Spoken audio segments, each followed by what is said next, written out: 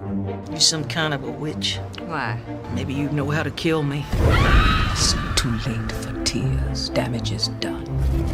This season on American Horror Story.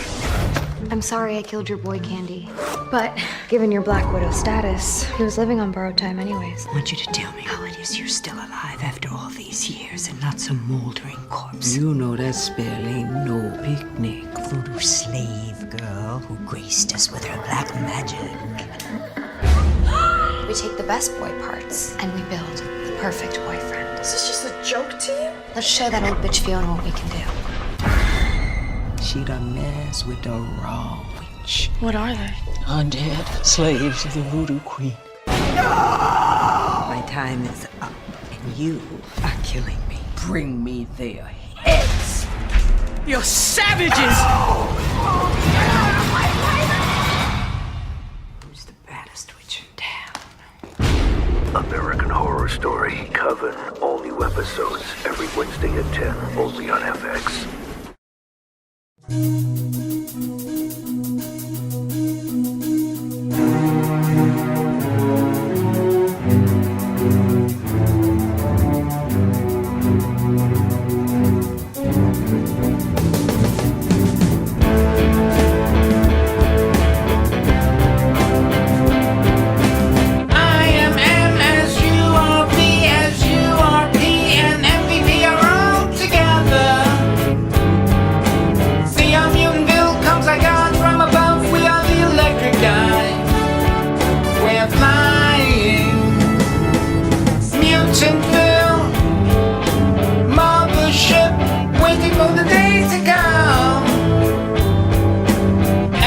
T-shirt, trailer park Tuesday, pantry bin smiles too long, you let your taste go wrong.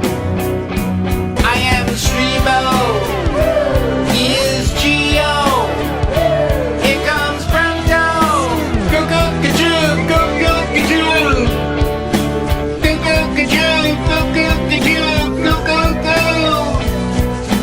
go go kajoo. Mutantville, Mutantville. Mutantville, Mutantville, Mutantville, Mutantville, Mutantville, Mutantville, Mutantville, Mutantville. Coming at you like an Archie hat for your brain. It's MVP. Mutant Radio. Welcome back, MVP. We're some 320 light years from Earth, on an unnamed planet, in an orbit around a star in the constellation of Orion. You're listening to MVP Mutant Radio. As always, this is your host. Very happy to be joined by MVP regular and special effects makeup artist Todd Britt. And we have a special guest co-host with us tonight as we unveil a new MVP format here on MVP Mutant Radio, which is Mutantville After Midnight, meaning this is going to be an explicit show, anything goes. So I'm giving you a warning up front. If you're offended by any kind of discussion, any kind of curse words, sexual discussion, philosophical, religious, whatever, turn the show off now, because my next guest is the host of Exploited Cinema and the I suppose, editor-in-chief and publisher of Sleazefiend magazine. So anything could come out of his mouth. A large, giant, red-coated tentacle could come flying out. I wouldn't be surprised. But Bat32, welcome back to the show, man. Hey, thanks for having me on. I didn't know you had a specialized MVP here set up. Am I going to be like a new co-host or what? Like, well, anytime you're on the show, we're going to after midnight. Yeah, it's going to be Mutantville After Midnight, so to let people know what's going on, just so we give them a little heads up, because I don't want my mom tuning into any of these episodes right. Hearing God knows what. Well, I wanted to send her a copy of Sleazefiend, but you didn't. I don't think you were cool with that. So no. Well, she may have seen the cover, because we posted a picture of Muty, the Mutantville mutant, on the set of Mutish's movie morgue reading it.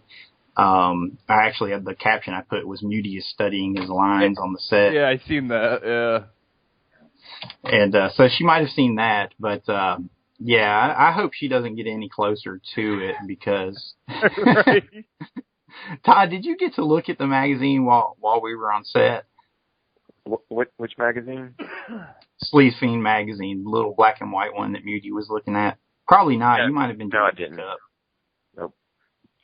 Yeah, I think you were working on Mutitia's makeup at the time, so that's probably why. But anyway, well, Brent picked it up, and he started flipping through it, and he's like, oh, this is neat. And then he stopped flipping pages, right? And he stares at it real hard, and then he just closes it and puts it down, and he goes, that book's disgusting, man. Okay, well, I have no idea what that means because I didn't see it.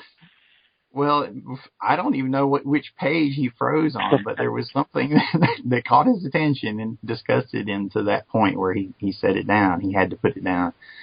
So I thought it was one of my more classier efforts, I thought. Other than the tree raping the woman on the cover, but I mean, that was a nod to Evil Dead. Very much so, because Evil Dead the remake was coming out when you started the project, I guess. Mm-hmm. So it was nicely timed. Well, the book didn't get out quick enough, but you know how things go with projects, and it's like, yes, I know. It's terrible to try to like put a date out there, and I want to get it out by October, and then I don't think I got books out till not even time for Christmas, you know. So I guess it never set a date because I don't know, a deadline. I maybe for me it's a problem because I have a hard time meeting deadlines. So yeah, well, artists are known to procrastinate. It happens, you know. Many of the time that I've been burning the midnight oil the night before, you know, something is needed or the deadline, and you know, you end up doing your best work that way sometimes. So yeah, I think it was just money. Oh yeah, you know well, what I mean? Just getting because I didn't print at home or anything like that. I actually had a company print these out, so it was just and they were reasonable. I mean, for as reasonable as they could for the amount of books that were printed, you know. So they were real reasonable, and they worked with me and helped me out on the first issue because there were some tech problems, and their technical guys were able to figure it out. I think that's what took so long. Really, was just reformatting because some of the sizes were off.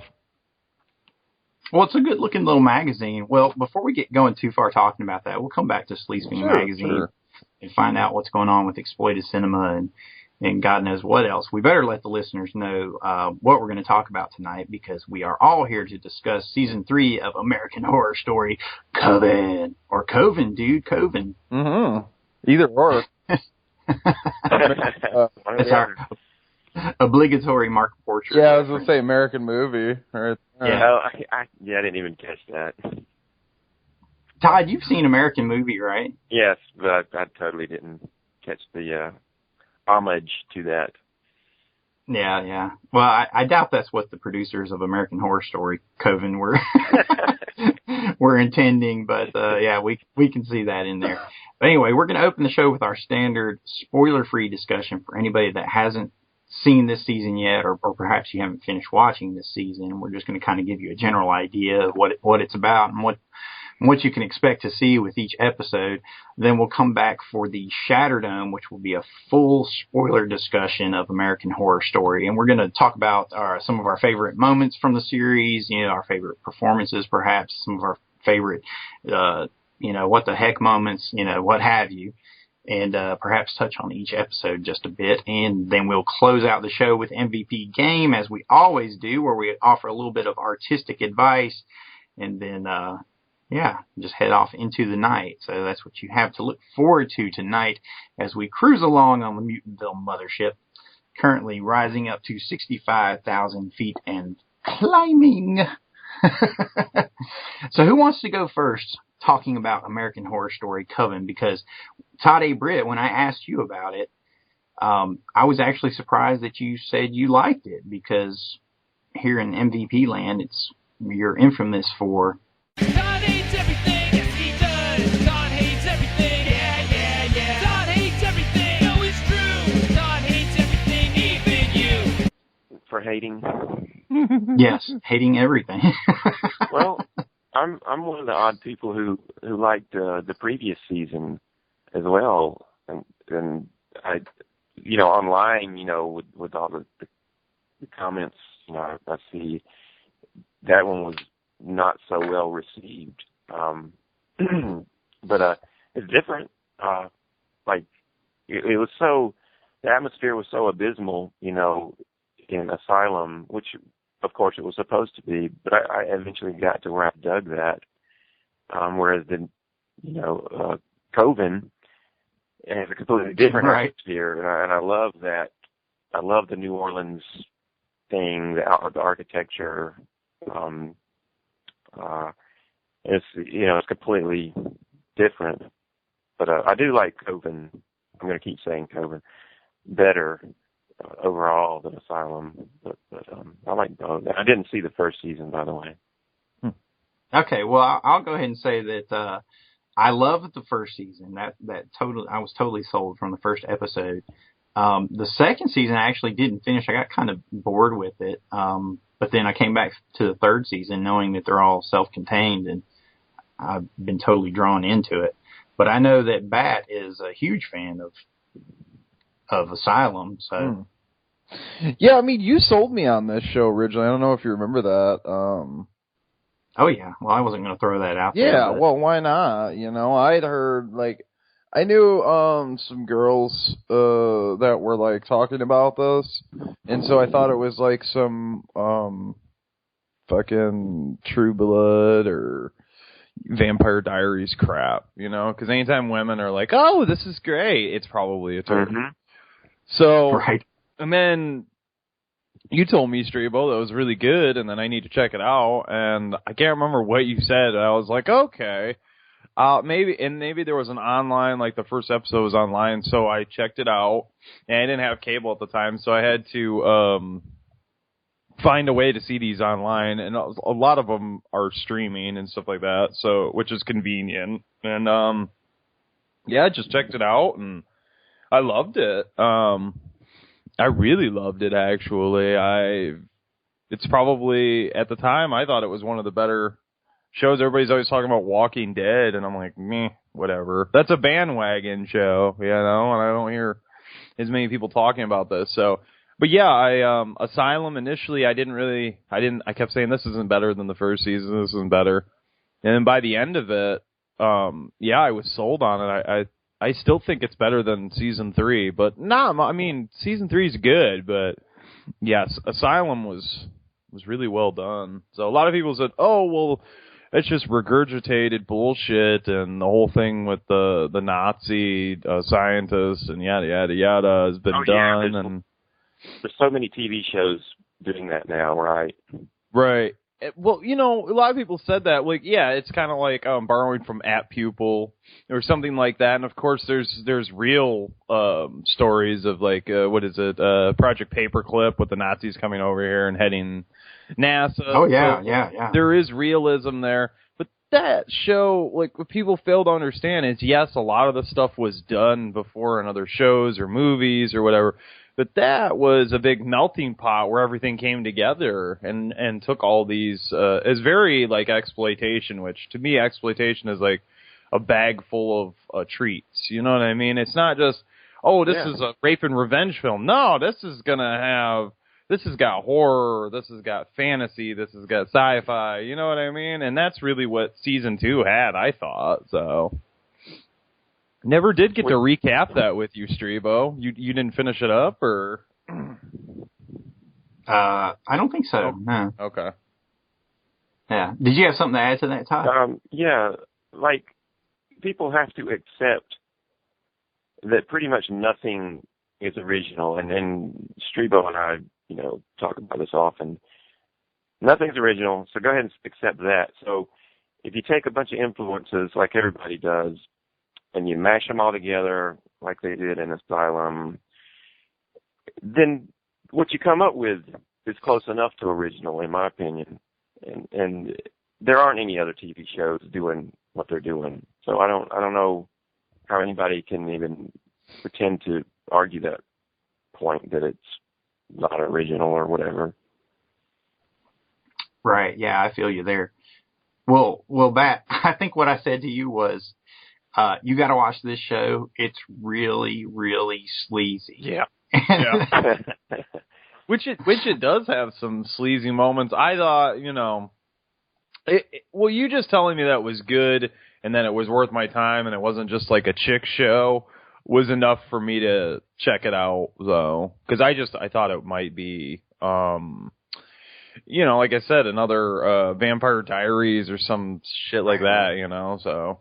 Yeah, teen heartthrob show. Right. Yeah. I don't think the third season was quite as sleazy as season 1, though. But I'll give a breakdown here of season 3 before we get going too far. I would describe it being about Zoe and start with her story, of Zoe being a young girl that has a bloodline traced back to the Salem witches. And when her powers manifest, she gets sent off to this school, unique school in New Orleans, the, what's it called? The Robichaud Academy, that is established for training young witches. And it just kind of takes off from there. And this show, in a lot of ways, is really a kitchen sink series, like Bat was saying, a bag of treats, where every episode, it feels like they just throw every idea they can think of into it. And in the very first episode, I don't want to give a spoiler, but I mean, there's some brutal sleazy, exploitation stuff that happens in the first episode. And I was like, wow, this is pretty rough, but it's also very topical because of, it actually being a reflection of a news story, that's one element that I really like about American Horror Story, because even I shy away from that kind of stuff. I like to cloak my stories through a veil of metaphor and make it, something else that you don't realize is telling you this kind of story. Whereas, they just go straight for the jugular, like in season 1 with the school shooting stuff, and that all being just a reenactment of the Columbine massacre. I mean, that to me took a lot of guts to do that kind of show, and that's really what you get every episode. Not that they're all that intense, and I felt like at the end that season 3 kind of let their foot off the gas, that they never really went back to those kind of exploitation heights of the first episode. But it was just a fun roller coaster all the way through, because stylistically I'm reminded of a lot of Argento, it definitely has that kind of Suspiria feel to it, and the Baroque design of the academy that they live in. And, Todd, like you were saying, the feeling of them being in New Orleans, I just love that. And I love the whole subplot of the duel with the voodoo people, and they had that constant battle going on, and that was really neat. So you just see this melting pot, kitchen sink, American adventure through just magic and witchcraft and superstition and all these things, and even, serial killers and that kind of stuff. Like the one episode about the serial killer, the Axeman, I wonder if that was, has a reflection in reality, if there is, a variation of that kind of serial killer, because in season 1, they did that Black Dahlia episode. And I mean, it seems like all 3 seasons have elements of serial killers in them. Like each one of them has a serial killer. Have you noticed that? Mm-hmm. Yeah, well, I didn't see all of season 2, but yeah. Well, how far did you see? Like, I don't even remember now. Okay. It's been so long. Yeah. No, but that's a good point. I mean, there's actually reflections through all of it. That's one thing I kind of find endearing, that you have, some of the main characters carried through in each season. It's starting to have this Cloud Atlas, multi-dimensional effect. You guys actually probably haven't seen that movie, but anybody that has, it's this non-linear story told across multiple dimensions of time and space and whatnot. And American Horror Story is starting to do that, where you're seeing, like the girl who plays Zoe in the first episode, was Violet in season 1, and she had the love interest with that Peters kid. What's his name? The Frankenstein kid? Yeah.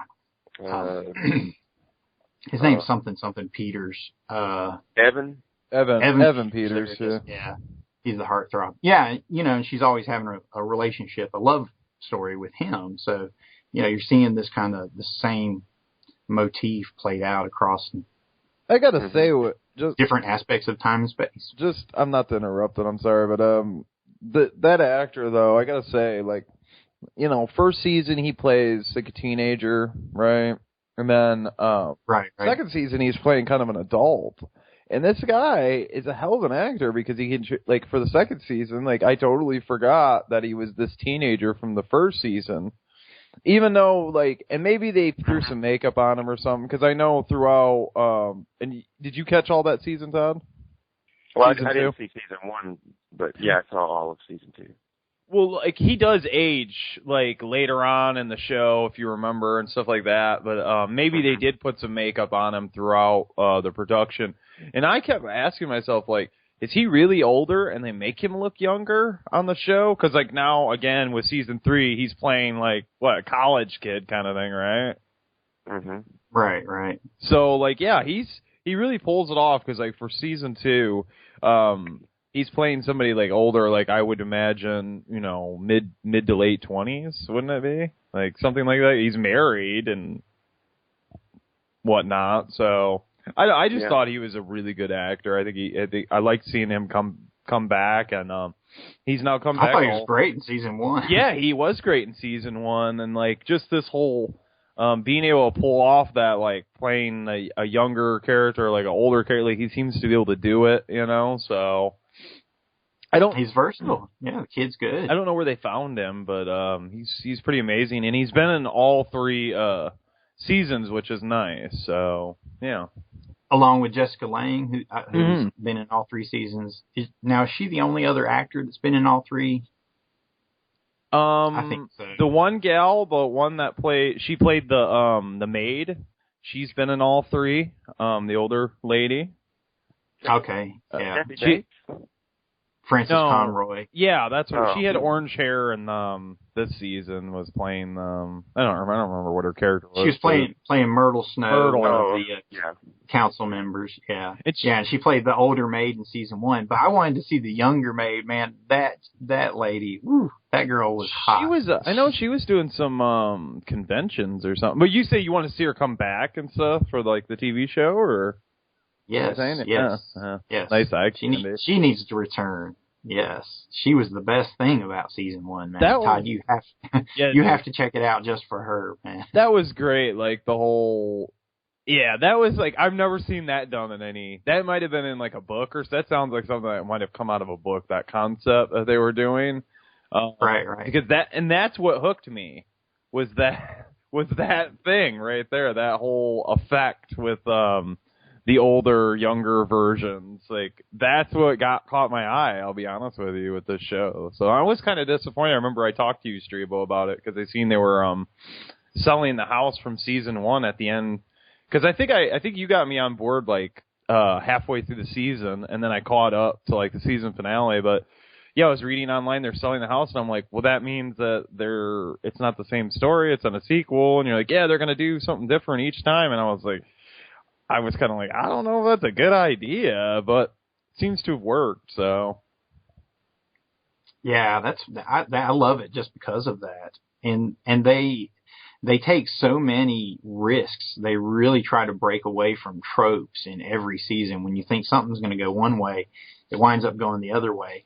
And in a lot of ways, I feel like, just from, my own ideas and experiences, writing my own stuff, I feel like looking at the season as a whole from the end, it feels like they had an idea of what they were going to do, but along the way, they just kind of threw everything at it and just took a lot of chances and weren't sure, how it was going to turn out, because it never feels quite completely tied up with a ribbon and a bow.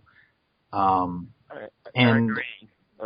The ending of this season might have been just a tad anticlimactic because of the way all of the major plot lines kind of resolved in the episode, kind of before it. I think it was very anticlimactic, actually. Yeah.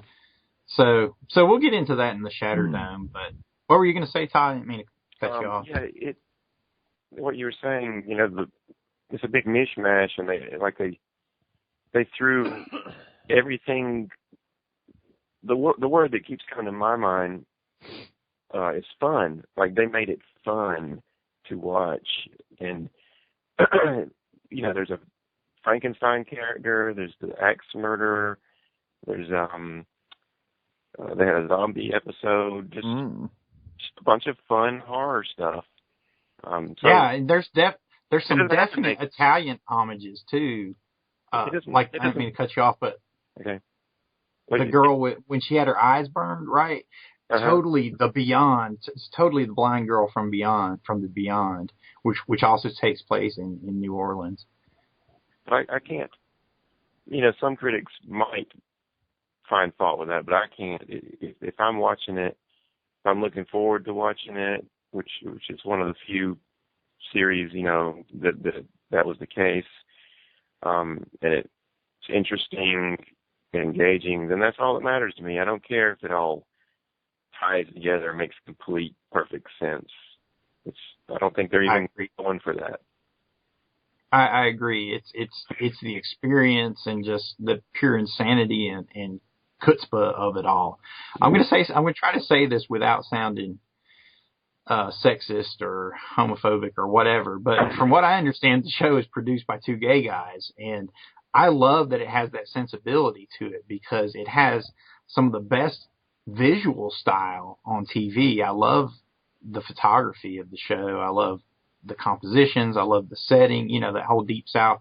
To me, I mean, I'm an American storyteller, and I just love seeing those things, played out in our own heritage up on the screen and all these different things confronted. I love that they kind of went to great lengths to hit the audience over the head about, racism and whatnot throughout the season, on and off and on and off.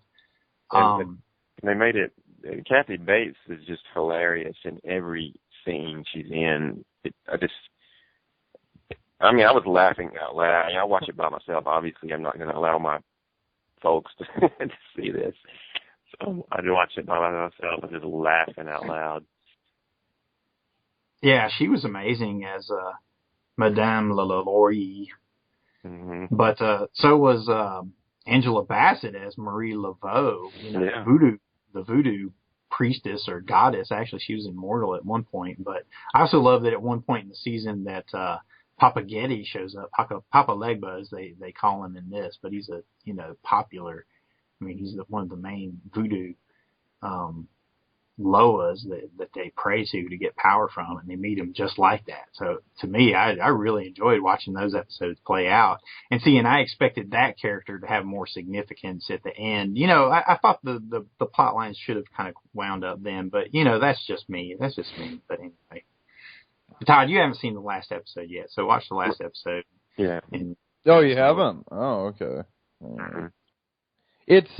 I watched it like the day after. I was going to watch it the night of, but then me and the girlfriend hung out and everything, and I said, man, she ain't been on board with the show, so I figured I'd watch it the next day in the afternoon or whatever, but I had read online that it was anticlimactic, so I wasn't super psyched, you know what I mean, to where I thought it was going to be the greatest episode. So as long as you go into it, with lower expectations, you will be satisfied. But if you go in there thinking, this is going to be great, and this is going to be the best episode, you're going to be very disappointed. So it's good, don't get me wrong, but there's just there's some weird stuff going on in it. And well, I just explained what was wrong with it from a narrative standpoint, because all the major threads from the entire season that gave it emotional weight, the conflict with the voodoo people and all that, they're all resolved before that episode. Right. So it's almost like a standalone episode.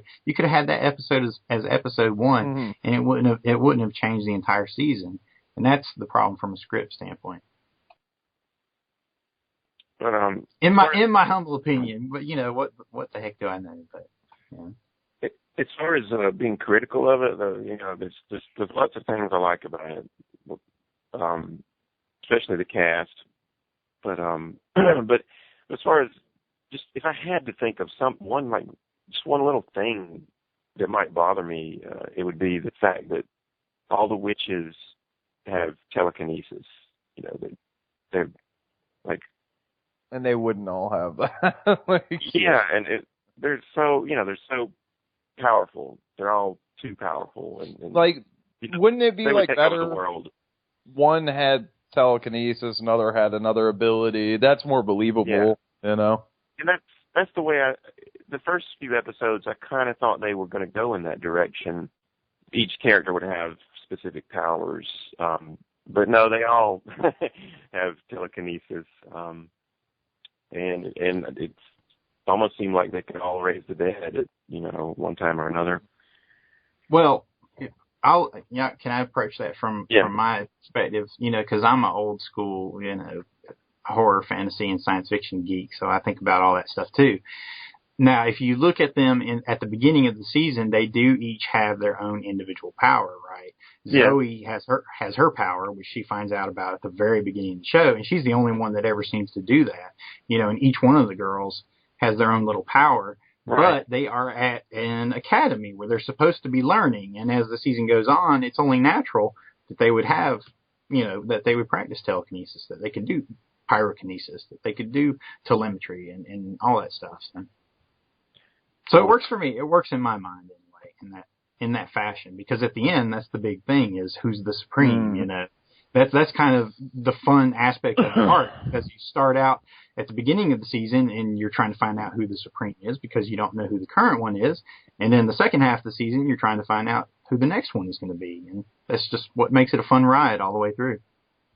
Yeah. It seems to me as this, at least, especially with this season, that it feels like they didn't know where they were going with this. Like maybe they were writing scripts halfway through. And it's like, it just has this weird feeling like they didn't know where they wanted to take it, or maybe that's just how they presented it to us, where it seems confusing, where we're supposed to think, where is this going? But it's more like the viewers, like, do you as the writers and directors know where it's going? Like, it wasn't exactly. That's exactly what I was saying about it. But that's also what makes it fun, because it feels unrestrained, you know, because there's nutty ideas in every episode. You know, you have a minotaur in one, and if anything go ahead, goes, Todd.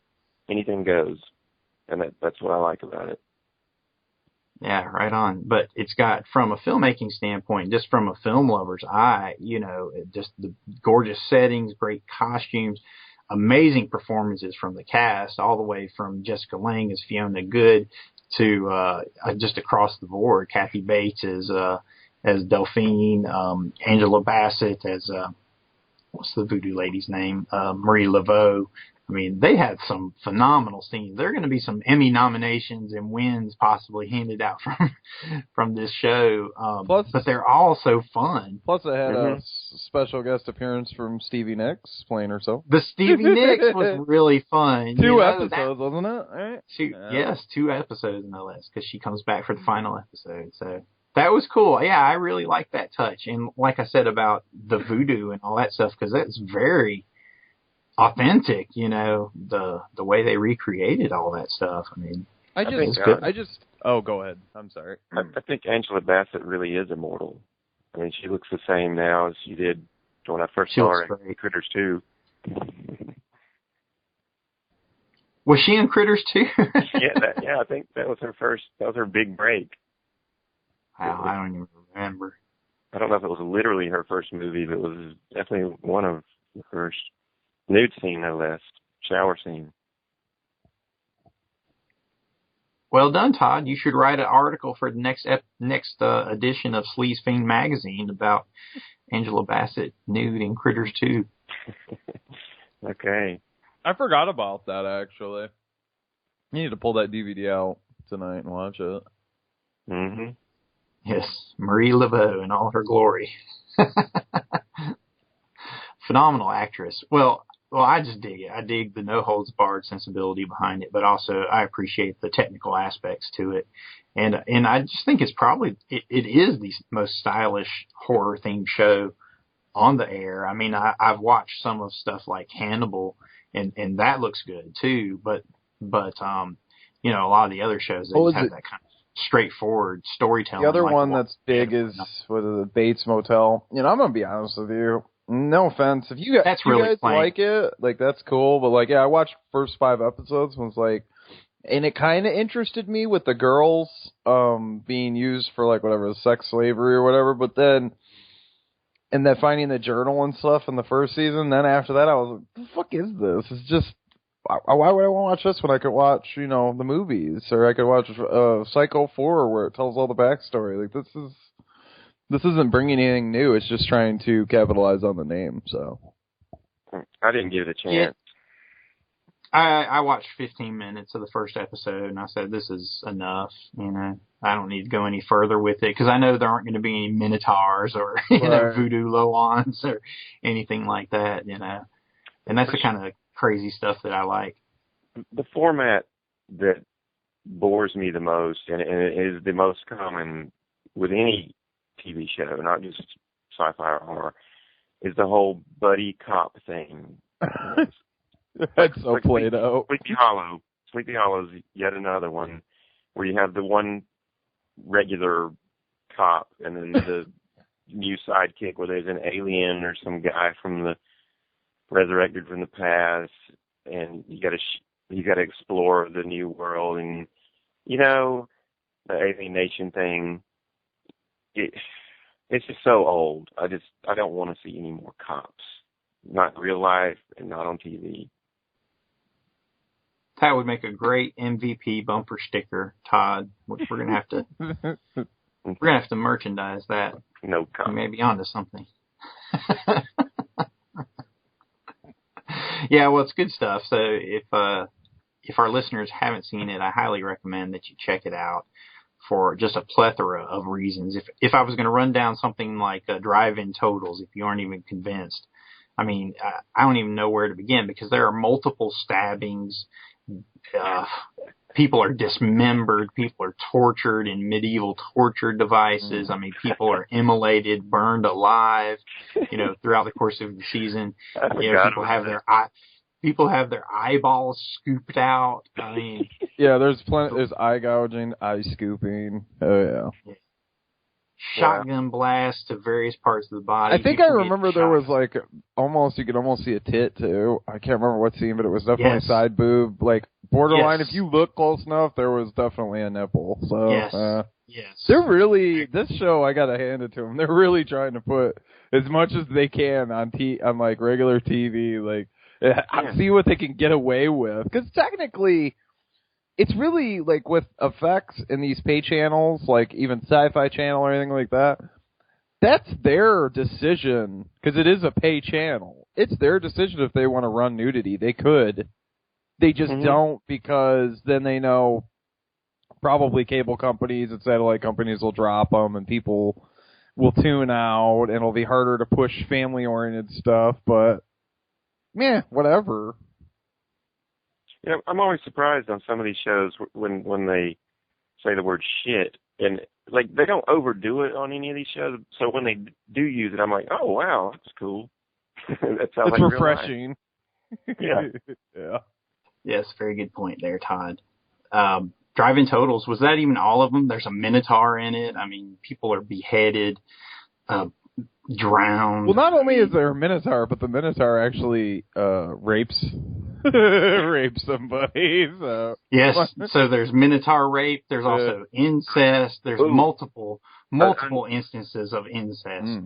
There's an undead threesome. Two undead characters plus one living female. Yes, the undead threesome. Lots of man butt, a few girl butts, some side boobs. So it's all good. Blood, boobs, and beasts, as Joe Bob Briggs would say. Roger Corman himself would approve. Speaking of which, Bat, did we mention that we were filming episode 2 of Mutitious Movie Morgue this past weekend, featuring Roger Corman's The Terror? Oh, really? Okay.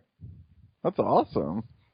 Yeah, episode 2. It's been a long time coming down the pipe. So it's The Terror. Now, does it? Am I right or am I wrong on that? Got a Blu-ray release recently, or did that come out? I think so. Yeah. Is that on the Corman Cult Classic releases? Yes, I believe you're correct. Okay. Yeah. I had to pick that up.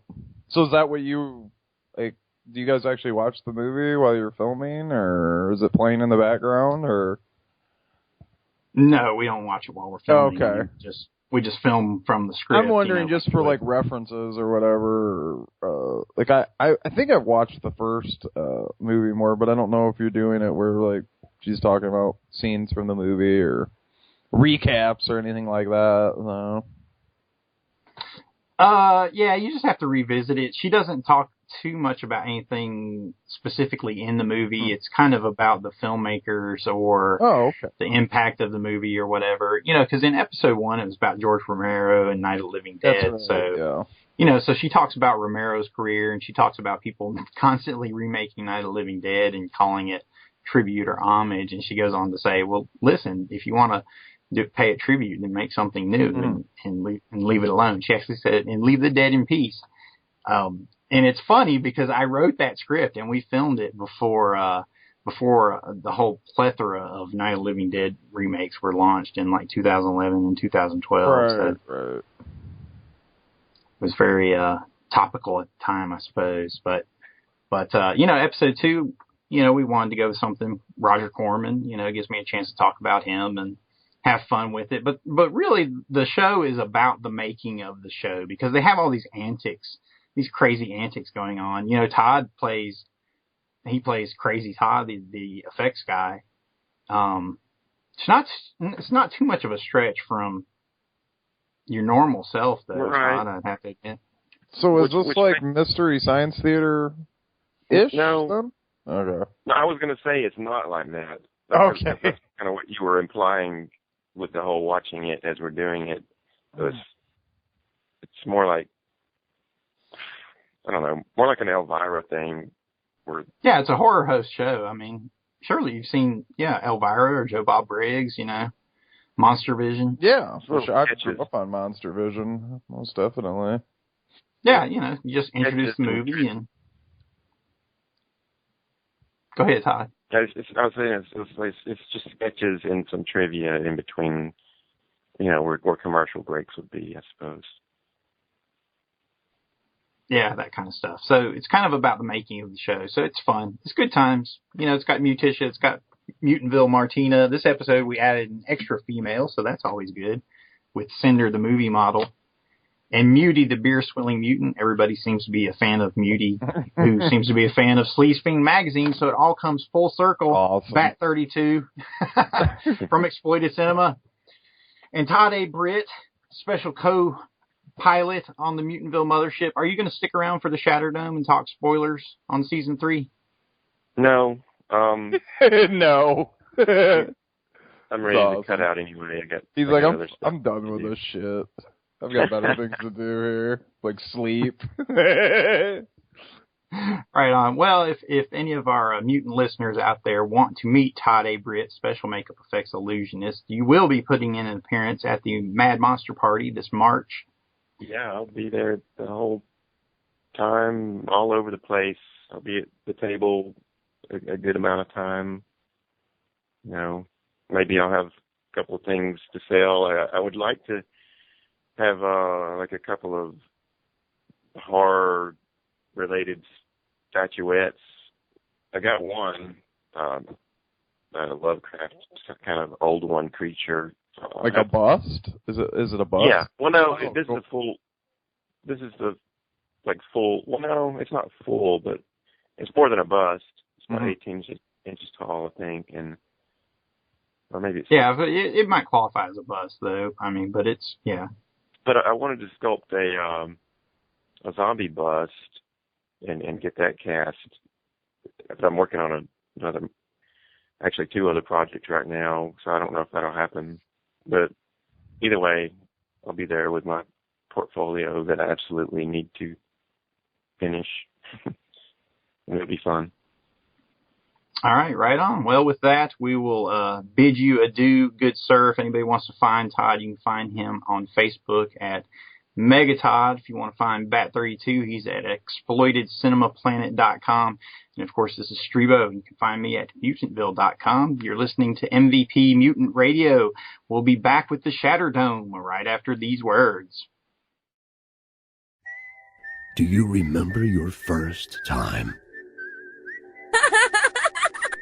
The first time you fell in love with horror.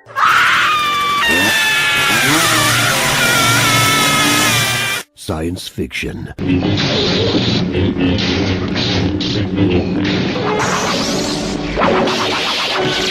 post-apocalyptic fantasies,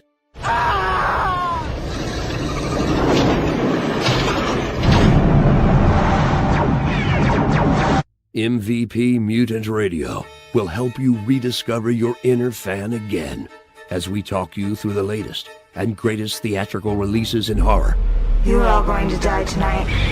We can guide you to a new, better, happier you. Science fiction, Prometheus, are you seeing this? big things have small beginnings. Mama is not the law. I am the law. And all-out badassery.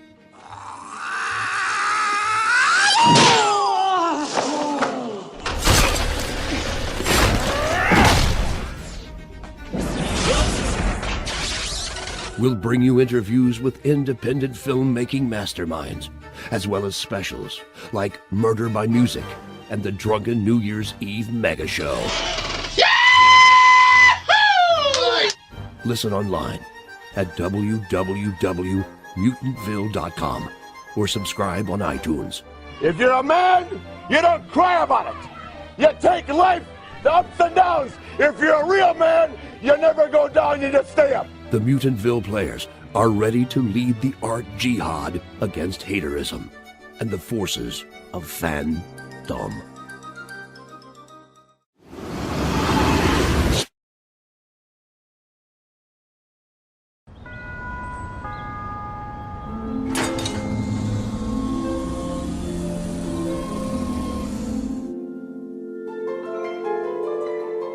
Miss Robichaux's Academy for Girls. It's this huge house in New Orleans, and it's got the beautiful balconies on the outside. The first thing I walked in, I literally was like, I want these people to decorate my house. It's like bright white and filled with such light, and the ceiling height is, 25 feet.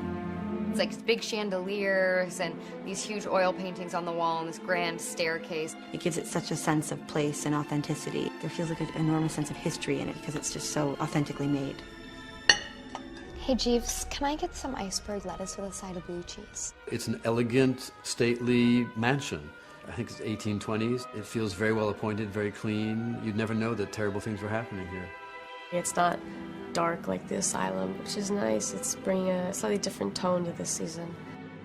This year, we're really working with houses and architecture that exist. I always start in consultations with Ryan. We wanted a Greco-Roman revival, the architecture of New Orleans. What we ended up finding is the idealized version of this early 19th century school for young witches that really only exists in Mark Worthington and Ryan Murphy's imagination. I think the reason the house is white is to set the stage and be very neutral. Big chandeliers, heavy detail, I think accomplishes what we're trying to do is the eye goes to that, but keeps you focused on the action and the characters. I started by simply doing research for that era, and I found some really interesting research that had white floors, white walls, even white upholstered furniture, and I responded to that thinking that Ryan would probably like it, and indeed he did. The ancestry room is kind of the meeting place where all the personalities kind of come together. I think the ancestors room is a room that I'll never tire of shooting at. Every corner gives you a whole new perspective of the world. Part of the challenge of this room has been to come up with custom portraits. So I've enlisted a couple of portrait artists, gave them historical references, and they painted custom portraits for us.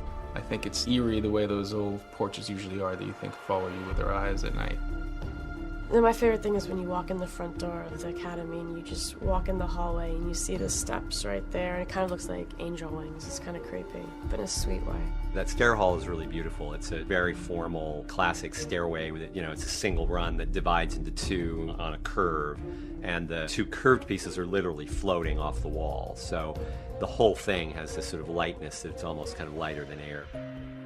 I love this set because it automatically gives you your character. It makes you feel a certain way. The kitchen is crazy. It's got this butcher block countertop. It's actually from a butcher shop. Normally, the butcher table slants down to one side and the butcher will slide the meat to the end and throw the scraps. But this one, it's for two people, so they work on either side and they move the scraps to the center. It's made for blood to drain off of it, and you just feel the death that has been around this butcher block. And all the elements of this place are carefully chosen like that. It's great.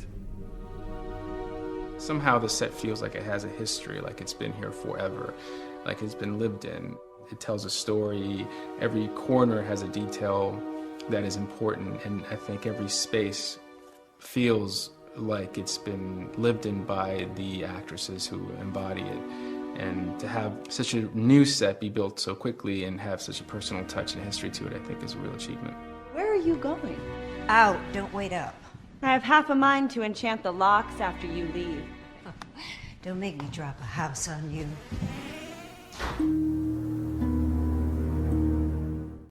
Time moves differently in hell. Next Wednesday. The Seven Wonders. Magic so advanced, each pushes the boundaries, perform them all successfully, and you are the next Supreme.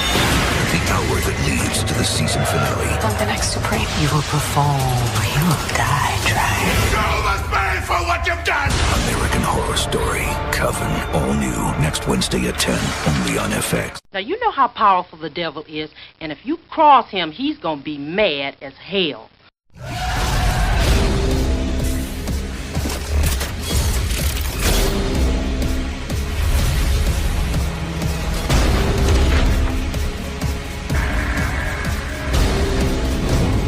Today, at the edge of our hope, at the end of our time, we have chosen to believe in each other. Today we face the monsters that are at our door. Today we are canceling the apocalypse.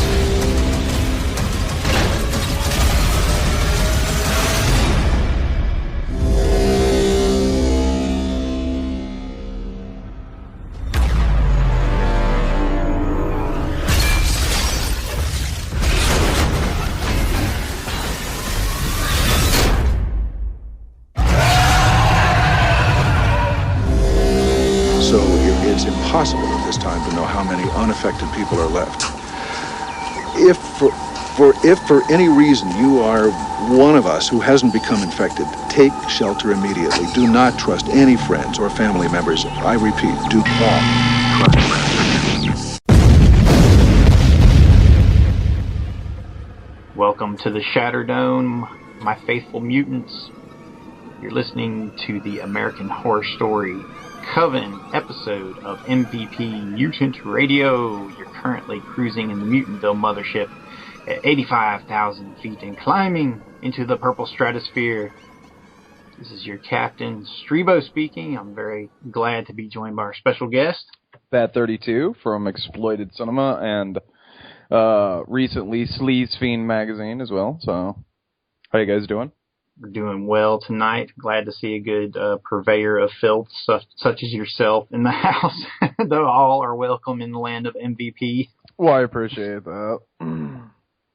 Since we're talking about American Horror Story Coven, you know, it seemed like you'd be the ideal co-host for the show because this series was just filled with so much insanity, which is why we had to save some of it for the spoiler discussion, obviously. Because right in episode 1, I knew it was going to be crazy when Zoe, you know, kills the guy by having sex with him, and you find out that's her power right off the bat. And then they have the whole gang rape sequence with Madison, and I was just like, oh my God, this is, you know, uncomfortable to watch in episode 1. You know, usually this is a very special episode, you know, 3 or 4 episodes in, but they kicked it off right at the beginning. Well, you know, for me, I'm very comfortable with this, these visuals because, you know, I watch a lot of sleazy stuff, you know, Ruffies and so on and so forth. So when I see this on mainstream TV, I'm like, oh, well, finally the squares are coming around. Finally, it's only 10 years away, and we'll have like Ruffies on HBO, like on a regular. They'll just be the pornos like that we see. So I don't know. I'm hoping. Here's hoping. So. I fear for the new generation if that's the case. Yeah, I mean, I want to see a Sleazefiend decade where it's just like totally pushed towards sex. It's like Roman, just fucking, and I'm just waiting for one good decade. It's like you know, we've had disco, we've had punk rock. Let's have Ruffy. Yeah, it would be like Mad Max times. It would just be insane. Just people running each other over. So on the you road. think that it'd have to definitely be post-apocalyptic for that to happen? Is that what you're saying, or what? Yeah, pretty much. There's got to be a gas shortage or something for that to happen. Okay. Well, what I'm saying is that might bring about the apocalypse by just, perverting the minds of an entire generation. Yeah, I think a lot of the Baptists in the Bible Belt will be convinced once, that era dawns that it's the apocalypse for sure. So, and they'll try to push it towards that, I'm sure. Well, at least a generation of that hates would be better than the current generation of apathetic emos or whatever they're called nowadays. It used to be they were goths when I was in school, and then it became the emo. Wasn't that what they were when you were in school too, as well, or was it more punk rock oriented, or? It was goth during my era. Was it? Yeah. Okay. Goths, yeah. I was post-punk. Post-punk, post-disco, but God, let's not go down that rabbit hole. Right. Anyway, are there any specific moments from the season that jump out at you where you were like, whoa, I can't believe they're doing this? Well, and excuse me, I'm not wonderful with all these new actors and actresses' names and stuff, and I don't have everyone's memorized from the show, but I know this gal was in Precious, the overweight black girl. Oh, Queenie. Yeah, Queenie, yeah. Her being raped by the Minotaur. By the Minotaur. Actually, I have a funny story to tell. Imagine that. I was watching, I had DVR'd that episode, and I was watching it, and it was in the middle of the afternoon, and my mom's boyfriend came home, and he's, well, let's just say racially challenged. That would be a nice term for it. And okay. He was, let's just say he was very disturbed by the black girl, the big fat black girl being raped by the Minotaur. He was like, what? I was like, it's a Minotaur raping a fat black girl. He was pretty disturbed. So it was the most politically incorrect moment. So he was. And he commented, he's like, holy shit! And, yeah, so. Yeah. I was kind of blown away by it, actually. That probably is the lowest moment of the entire series. Yeah, and he walked right in on it. That's classic, man. Yeah, I've been watching these DVR, through, basically I'll DVR, 2 episodes.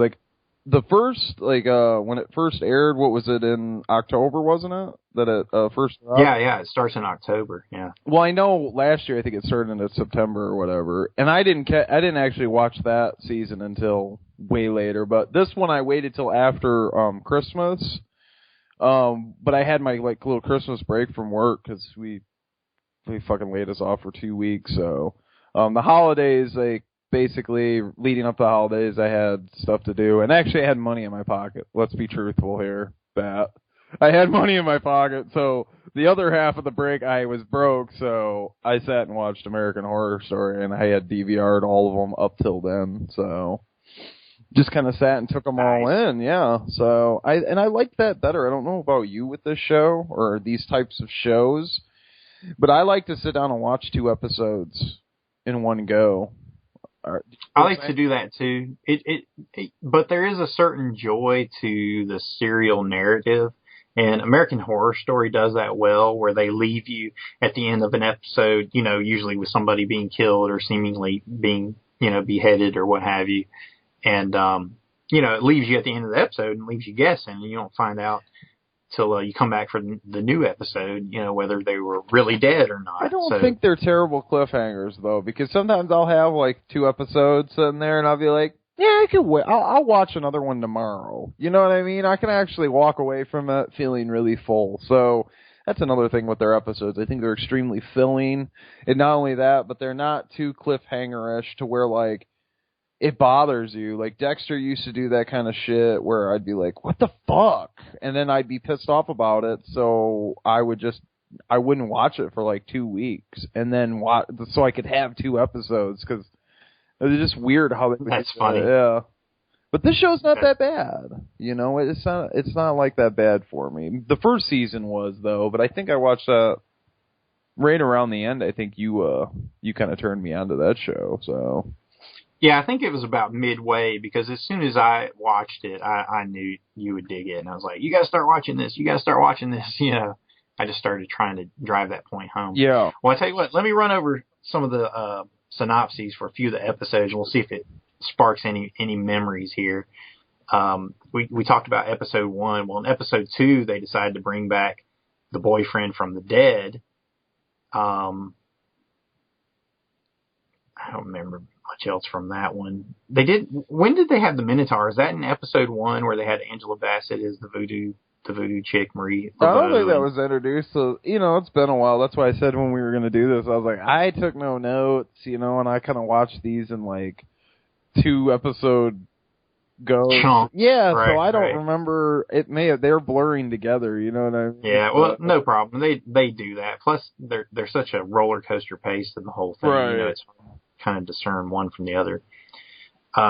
Yeah, so they bring back Kyle from the dead. So he's this Frankenstein character, like Todd was saying, and he's also like totally crazy.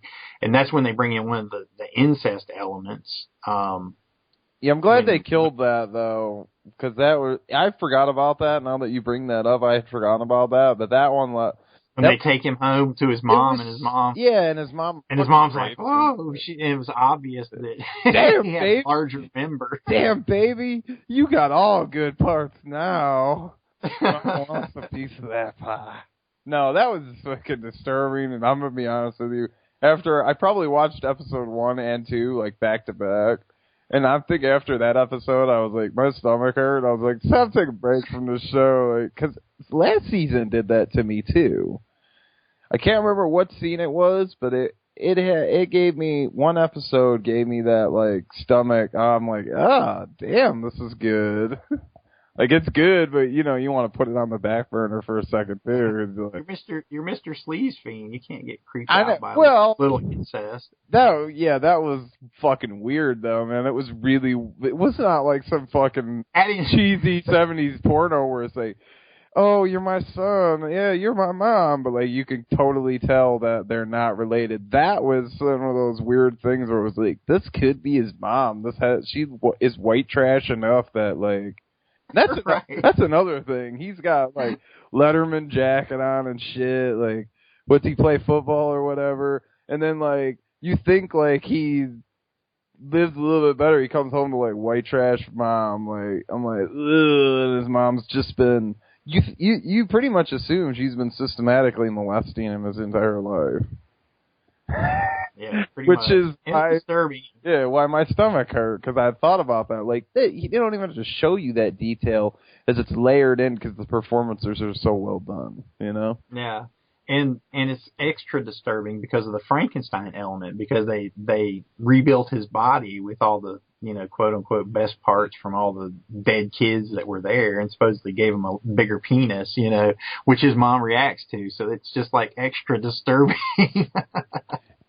in that way. Episode 4, Fearful Pranks Ensue. That's when we find out more about the truce between the Coven and the Voodoo clan. I don't know if they're ever really technically named or whatnot, but you know, it's led by Marie Laveau. And that's when like the acting just went through the roof with scenes between Jessica Lange and Angela Bassett. Yeah, and of course throughout the episodes we get this backstory of really how this whole voodoo click up. I mean, I'm sure they were all practicing voodoo, but for them to like want to rain it down on people came directly from the torture and craziness that was going on behind the scenes with the slavery going on in the South. And, you know, that's another thing. I know in the intro we talked about Asylum Season 2 with like the whole Nazi thing and bringing real life elements. These are all real life slave elements too. Like that people don't know that was going on. Like there was like, I don't know if it was to this extent because again, here's some more Italian flavor with these fucking cages hanging and weird. Yeah, right. It's definitely Black Sunday esque, you know what I mean? Yes, like, yes. It was missing Baba, one of the right, Baba. the Iron Maiden. Yeah, it was missing that fucking with the what is it? Is that what it's called? The Iron Maiden, or it's got the little where they close it. Yeah, they close it together like that. Yeah. Yeah, it was just missing that, I think, but like, yeah, it really had that style, and of course, a lot of this torture shit was going on behind the scenes. You know, realistically, I don't know if it was to this extent, this Mario Bava extent that it was going on. There was a lot of macabre, strange things that were being done behind the scenes to slaves. Obviously, just by sociopaths that were sadistic and actually did believe this lie that like they weren't human and it was okay. They were like animals. You know what I mean? So Episode 5 is Burn Witch Burn. Marie Laveau continues her assault on the school, and this is when we kind of get that other subplot of Fiona and Myrtle struggling for control of the school, because Fiona, we find out, is the current Supreme, because that was part of the mystery of the first few episodes. You know, everybody was kind of, you know, they didn't pinpoint who the Supreme was right away, and then it kind of flips, and the whole she didn't show up season. till episode 2 or episode 3, am I correct? Or did she show up right off the bat? I don't remember. I think she was there at the very end of she was in the first episode, but she didn't go like to the school for an episode or two. She was off doing other things. Yeah. So she was separate from all the girls and everything. Episode 6, The Axeman Cometh. I wasn't sure what to think about this episode, you know, that this ghost, you know, basically follows Fiona around, you know, was in love with her, and he was like a serial killer. I'm curious if there's like some kind of jazz, you know, axe killer now that they stole the story for. Yeah, for that episode. It's again, you know, it was really reminiscent of course, all three seasons have had this earmarker of a serial killer, and you said you hadn't even gotten all the way through Asylum, but like, yeah, basically, and that he's probably the best. I can't remember what his character's name was in season 2 because it's just been a while. I picked up the DVD on the Black Friday sales at Target. Oh yeah, I picked both of them up for $13 a piece, and they're still sitting in the packaging though. I haven't even because you know it's just. But I need to go back and revisit that. But yeah, that serial killer he's fucking wicked, man. Like, and you got to check out the rest of that season, man. Like, I heard a lot of people. This guy, the Axeman, I liked his performance. I mean, it was really creepy. No, I'm wondering where I've seen this actor before because he looks familiar to me. I thought the same thing. Yeah, I kept getting that guy reaction to it. Was he in the previous season? Was he in the first season or no? I don't know. I have to look him up on the IMDb. He's really charactery. I would like to write like a noir style detective film and cast him as the lead. Seriously, just yeah, right. Danny Houston. He's only in 7 episodes. Yeah, so it looks like just this season. What else has he done though? Because I know I've seen him before. This isn't the first thing I've ever seen him in. He's done other movies, right? Well, he's about to appear in something called Day of the Dead. He was in Hitchcock, Boxing Day, Wrath of the Titans, The Warrior's Way, Robin Hood in 2010, Clash of the Titans in 2010, X-Men Origins, Wolverine, 30 Days a Night. Oh, he's the main vampire in 30 Days a Night. That's it. I knew I'd seen him in something. He's in Children of Men, The Aviator. Oh, yeah, that's right. He's an aviator. That's what I remember him from. He's the guy that was like, he's like trying to sell, what was it? One of the companies or something like that. Howard Hughes was trying to buy one of the plane companies, and he's like, I don't know, they're tight bastards, and that's what I remember him from. So, 30 Days a Night though is the main, as Marlowe, the main vampire. Yeah, that's probably where I've seen him too. But like, I've probably watched Aviator. Like, it's an amazing piece of film work as far as I'm concerned. You know, I'm such a scumbag. People would be surprised to hear me say that I really like, but that movie I've probably seen at least 200 times. Like, I shit you. Yeah, Scorsese's great, man. Well, you're a film buff. You know, I've been trying to get you to come on to discuss some Kubrick with me, possibly 2001. Yeah, no. 2001. When you first asked me, I didn't have an HD TV. I didn't have a Blu-ray player at the time, and I've got it on Blu-ray. So it posed a problem where I was like, well, I want to watch this and watch it on Blu, you know. But now I've upgraded recently, so properly, finally. I fought it tooth and nail. Well, not really fought it, but just been broke, and the opportunity hadn't presented itself to where... Because I'm the type of guy that I want the whole package. I can't just be like, oh yeah, I'll buy an HD TV and then run a DVD. No, I want the whole, you know, and I want a surround sound too. That's the next step, really, but... Nice, yeah, I've got that set up too. Yeah, I love it, man. I love it. It spoiled me rotten. I'll probably I want to get some Polk Audio speakers, and I just want to build my own surround sound. I don't want to just buy, you know what I mean, one package, you know, where I'm locked into something. I want to like where I could keep adding, but I'd like to buy, you know, some tweeters and then buy, you know, some like front speakers or something like that, and then piece of, you know, a nice size subwoofer or something, or maybe just make my own subwoofer, because, you know, I've done stuff like that. Not only have I dabbled in film and audio and writing and now magazine, I've also wired up some stereo systems in my day, so my teen years, so. Stealing stereo systems out of cars. No, not even. I've always busting your balls, man. You know, I've always dabbled with electronics and stuff. Like Sean Penn and Bad Boys. No, you're a Renaissance man, of course. I'm just joking with you, but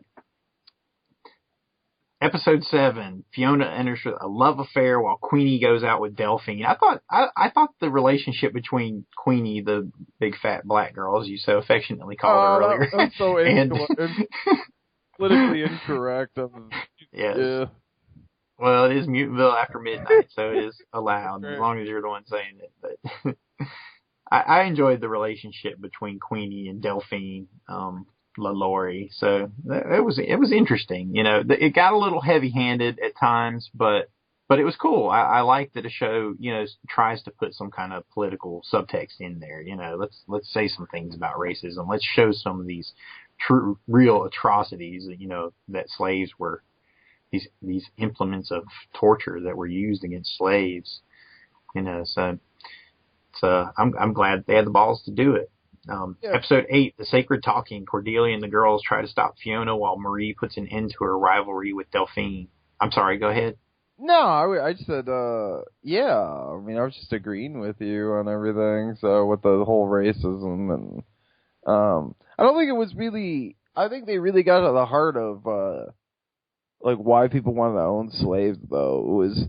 It wasn't just because they wanted to own slaves, it's because there was a whole, not wanting to work and live like your royalty aspect of it was what it was. And I think that has really showed that, like I said, with the torture too, like it got into some borderline. I don't know if you've seen, the Mondo film, Goodbye Uncle Tom. No, but I've heard about it. Yeah, I highly recommend you check that out. I'm also on the bandwagon. Some may call me crazy, but I think that film should be shown in schools, and that should be the educational piece for slavery in America. You're crazy! Well, because they got them fucking putting corks in their butts and shit, like, while they're on the ship, and, like, because they've got diarrhea, so, and then, like, smashing their teeth out and, like, shoving funnels down their throat, like, because I don't think, if anybody really seen the real horrors of what was really going on, I don't think that they would think that any of this was funny or that racism was okay by any means. It would be horrific enough to where people would be like, oh my God, what the fuck? Like, Seriously. Just talking about it makes my stomach hurt. And it also gets into the stuff where the slave masters were having sex with their slaves, and I guess this show didn't get into that as much, but with all the other crazy shit that was going on, like I wouldn't even put them past that would be okay. That would be acceptable slave abuse, It's like, at least the dude's getting laid, At least they're getting laid, but this went way beyond with the torture. And later on in one of the later episodes, we seen how made her want to lock these slaves up in her her attic, wasn't it? Yeah, it was her attic. And do this, because I know we're jumping ahead, but remember and it is a spoiler now, so the slave... No, it's okay, this is spoiler. Yeah, go ahead. The slave, he had hit it, the floor caved in or something, and I stabbed him in his leg, and he was bleeding all over. She had just gotten back from a trip to France or something. Am I correct?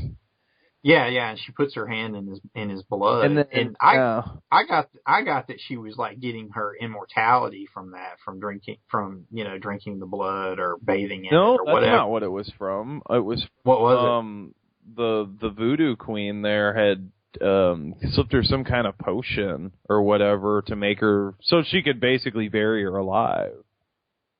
I could have sworn that's right. That's in one of the earlier episodes. That's right. There's so much stuff that happens. Yeah, I forget all the ins and outs. It is hard to cover everything, and now once you said, we're going to go over stuff, and I'm like, there's a lot here to mention. There's a lot to cover, so it makes it a cool show. Mm-hmm.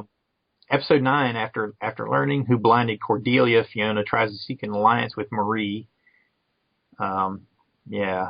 At some point, they also introduced the neighbors next door, and then you got that whole, Piper Laurie as the religious mother and Carrie kind of thing going on, where she's I forgot about them. Yeah, where she's immediately at conflict with the neighbors, and there's also that kind of strange incest angle with them, where she's bathing her son, inappropriately and whatnot. So it kind of reminds me of that kid actually reminds me, we just recently did a show, it's actually up now, and we covered a couple, I don't know if you checked it out, it was Home Imprisonment, it's our Home Imprisonment episode. I haven't yet. And this one with people under the stairs and Bad Boy Bubby and Dogtooth. Yeah, that whole bathing and weirdness and that kid that lives next door, now that I think about it, it really is Dogtoothish. So once you see that movie, you'll be like, I see what you're talking about here. It's just some weird... Okay. I haven't seen it yet. Family weirdness, and it does turn incestuous around the end of the film, though. Yeah. Highly recommend it. It's a Greek film. You'll like it. It's not a horror film or an exploitation film, but it's got the elements of both. So, yeah. Cool. Right on. Episode 10, The Magical Delights of Stevie Nicks. I have to admit, just as kind of a fanboy, I just enjoyed seeing Stevie Nicks show up on the show, and I love how she gives the swamp girl her little shawl, and she's telling her how it's magic and stuff, and how they basically, say that Stevie Nicks is a witch as well and has all this power and stuff. I wouldn't be surprised if she had dabbled in witchcraft over the years. Right. There might be some realistic elements here going on, actually, because a lot of these musicians, especially from the 60s and 70s, they all kind of messed with new age stuff, and sometimes like Zeppelin selling their souls to the devil, or Kiss, Zeppelin, or whoever. The thing about Zeppelin is Zeppelin has the occult symbolism right on their album cover. What do you think all those symbols are? The Beatles have Aleister Crowley on Sgt. Pepper's? Yeah. Come on, there's some The Doors. Jim Morrison fucked around with that witch and stuff, right. And drank blood apparently, but at least in the movie. But anyway. Well, I mean, I don't know if she wrote a book or anything. Yeah, she's on the extras on the Blu-ray, and I think it might have been on the DVD too as well.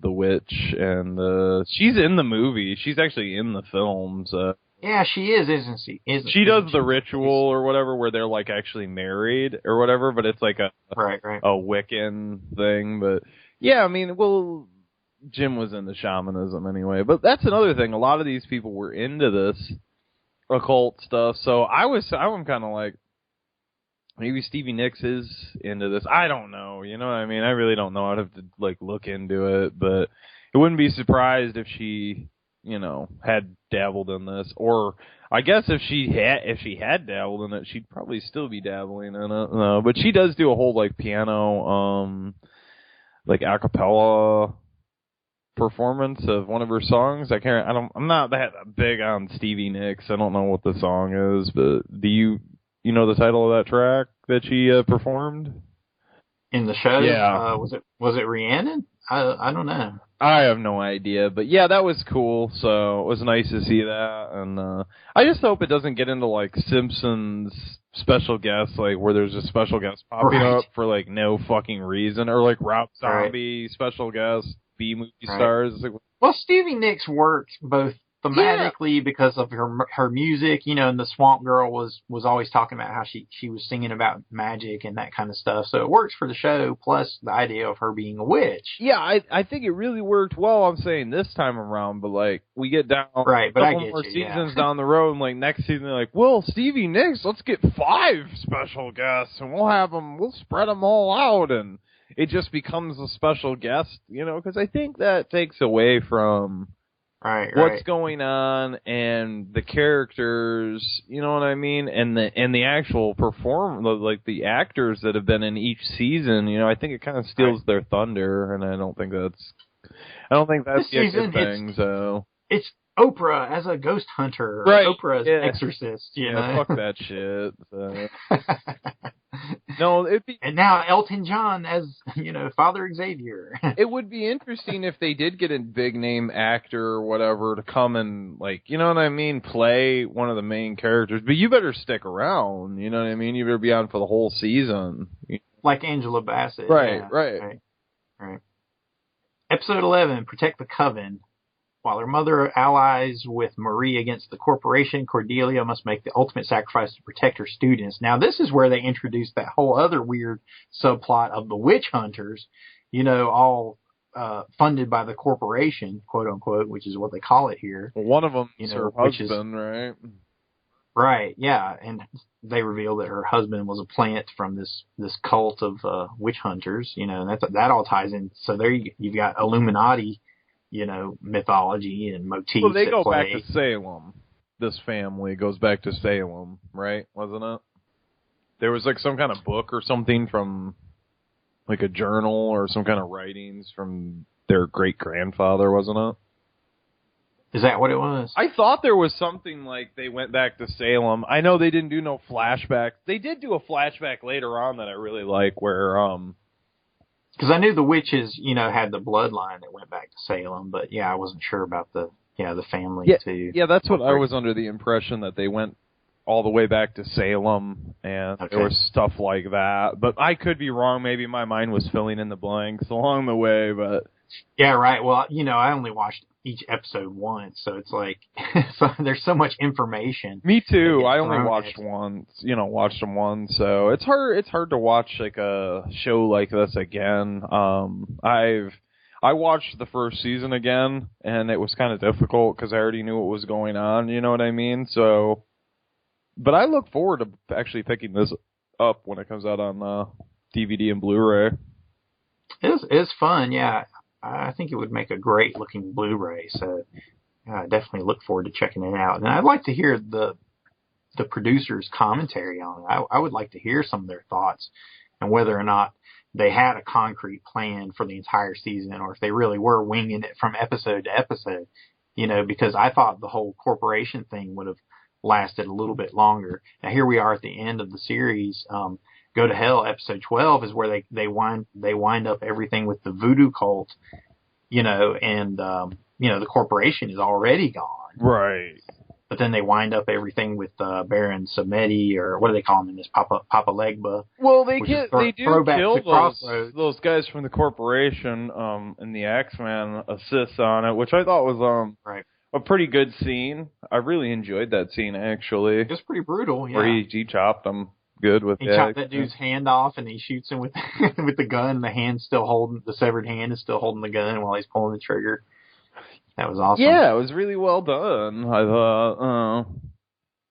Yeah, I didn't really get I didn't really get a hardcore Illuminati-esque.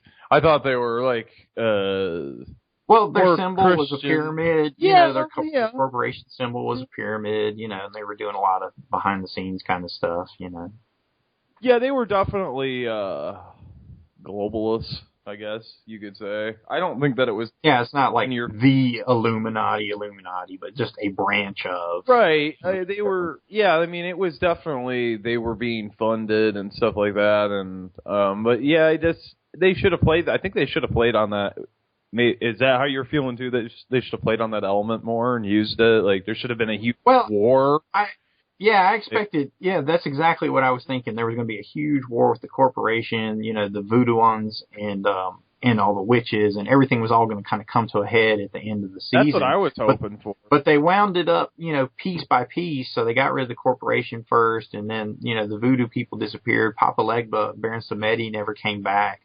And he's always like making deals to give people, what they need in times of crisis and whatnot. I thought that was going to lead up to something else, but I have a feeling he might pop back up in later seasons. He could. I mean, that would be neat. But you never know. I like how they're taking a different approach for every season. Season 1 is Haunted House. It's like a graphic novel, isn't it? Is Aliens. Doesn't it have like a graphic novel feel to it? Kind of. The way it changes around and stuff. I would thinking to myself, I wouldn't be surprised if the creators of this show were fans of Grant Morrison's The Invisibles, because it deals with a lot of the same stuff that they talk about in this show. There's alien abductions one season. It's got transvestite shamans. This is definitely for conspiracies. For everything. A scumbag or a conspiracy theorist, they'll love this show. The Invisibles has Baron Samedi in it. They call him Jim Crow in The Invisibles, where a guy manifests Baron Samedi, or Papa Legba as they call him in this. There's a lot of voodoo stuff, so some of the ritual stuff they were doing in this was very authentic. Yeah, it was voodoo stuff. Yeah, yeah, which kind of was questionable, like what they were really trying to get across with this, but yeah, it was very realistic. The Seven Wonders, I don't know about. I don't know how, I don't think there's any actual kind of mystical, ritualistic. I wanted to bring up that footage. Reality for that. That footage was very Haxan feeling. Yeah, it was the opening sequence. The opening was awesome with the guys with the hoods and shit. But I'm talking about, remember when they were like, episode 12. Yeah, they're talking about the little flashback thing. Yeah, exactly. Yeah, that was really neat. It was like Haxan, where they were showing the witches with all their powers and everything. Which just shows you Haxan has those great sequences where the devils are all sitting around. They have this great makeup. And they've got some, for the time period, they've got some great makeup. And there's multiple, not to get off, I always get off topic tangents, right. But I've seen a couple versions of Haxan. I went to a screening, and it looked like a VHS rip where it just had music, like classical music in the background, and then it was subtitled. And then the version I own, I seen off IFC, I think I taped it or something, was with Wilford Brimley. I think I taped that. Is that the one you've seen? And I heard it was banned or it was like unreleased for years. So I think I have a couple versions. I still have a VHS recording that I taped off IFC, and I also have a DVD rip that I made from Netflix back in the day when Netflix was still sending out DVDs to rare stuff. I think this version I seen at one of these little showings that I go to here in Nashville.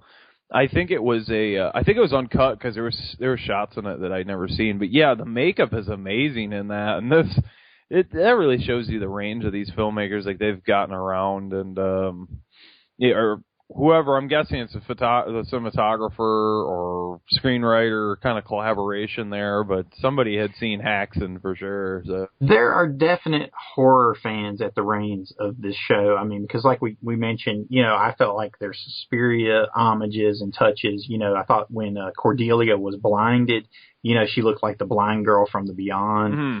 You know, I mean, the whole thing takes place in New Orleans, just like that. Yeah. You know, the swamp girl gets trapped in the coffin at one point, a la City of the Living Dead, aka That's Gates right. of Hell, That's right. and another Fulci reference. Yeah. So there's lots of, you know, homages to horror all throughout it. So it's good stuff. Mm-hmm. Seven Wonders, you know, kind of ended on a downbeat for me. Like I said earlier in the show, I thought all the emotional plots were kind of wound up by then, and the only mystery left was, well, who is the Supreme? You know, see, I thought that was going to unfold in the middle of some kind of grand battle, confrontation between all these different forces. So perhaps that's my own mind as a writer just making me not like it. Yeah. But, you know, I accepted it as an ending, and it didn't surprise me that Cordelia was the actual Supreme.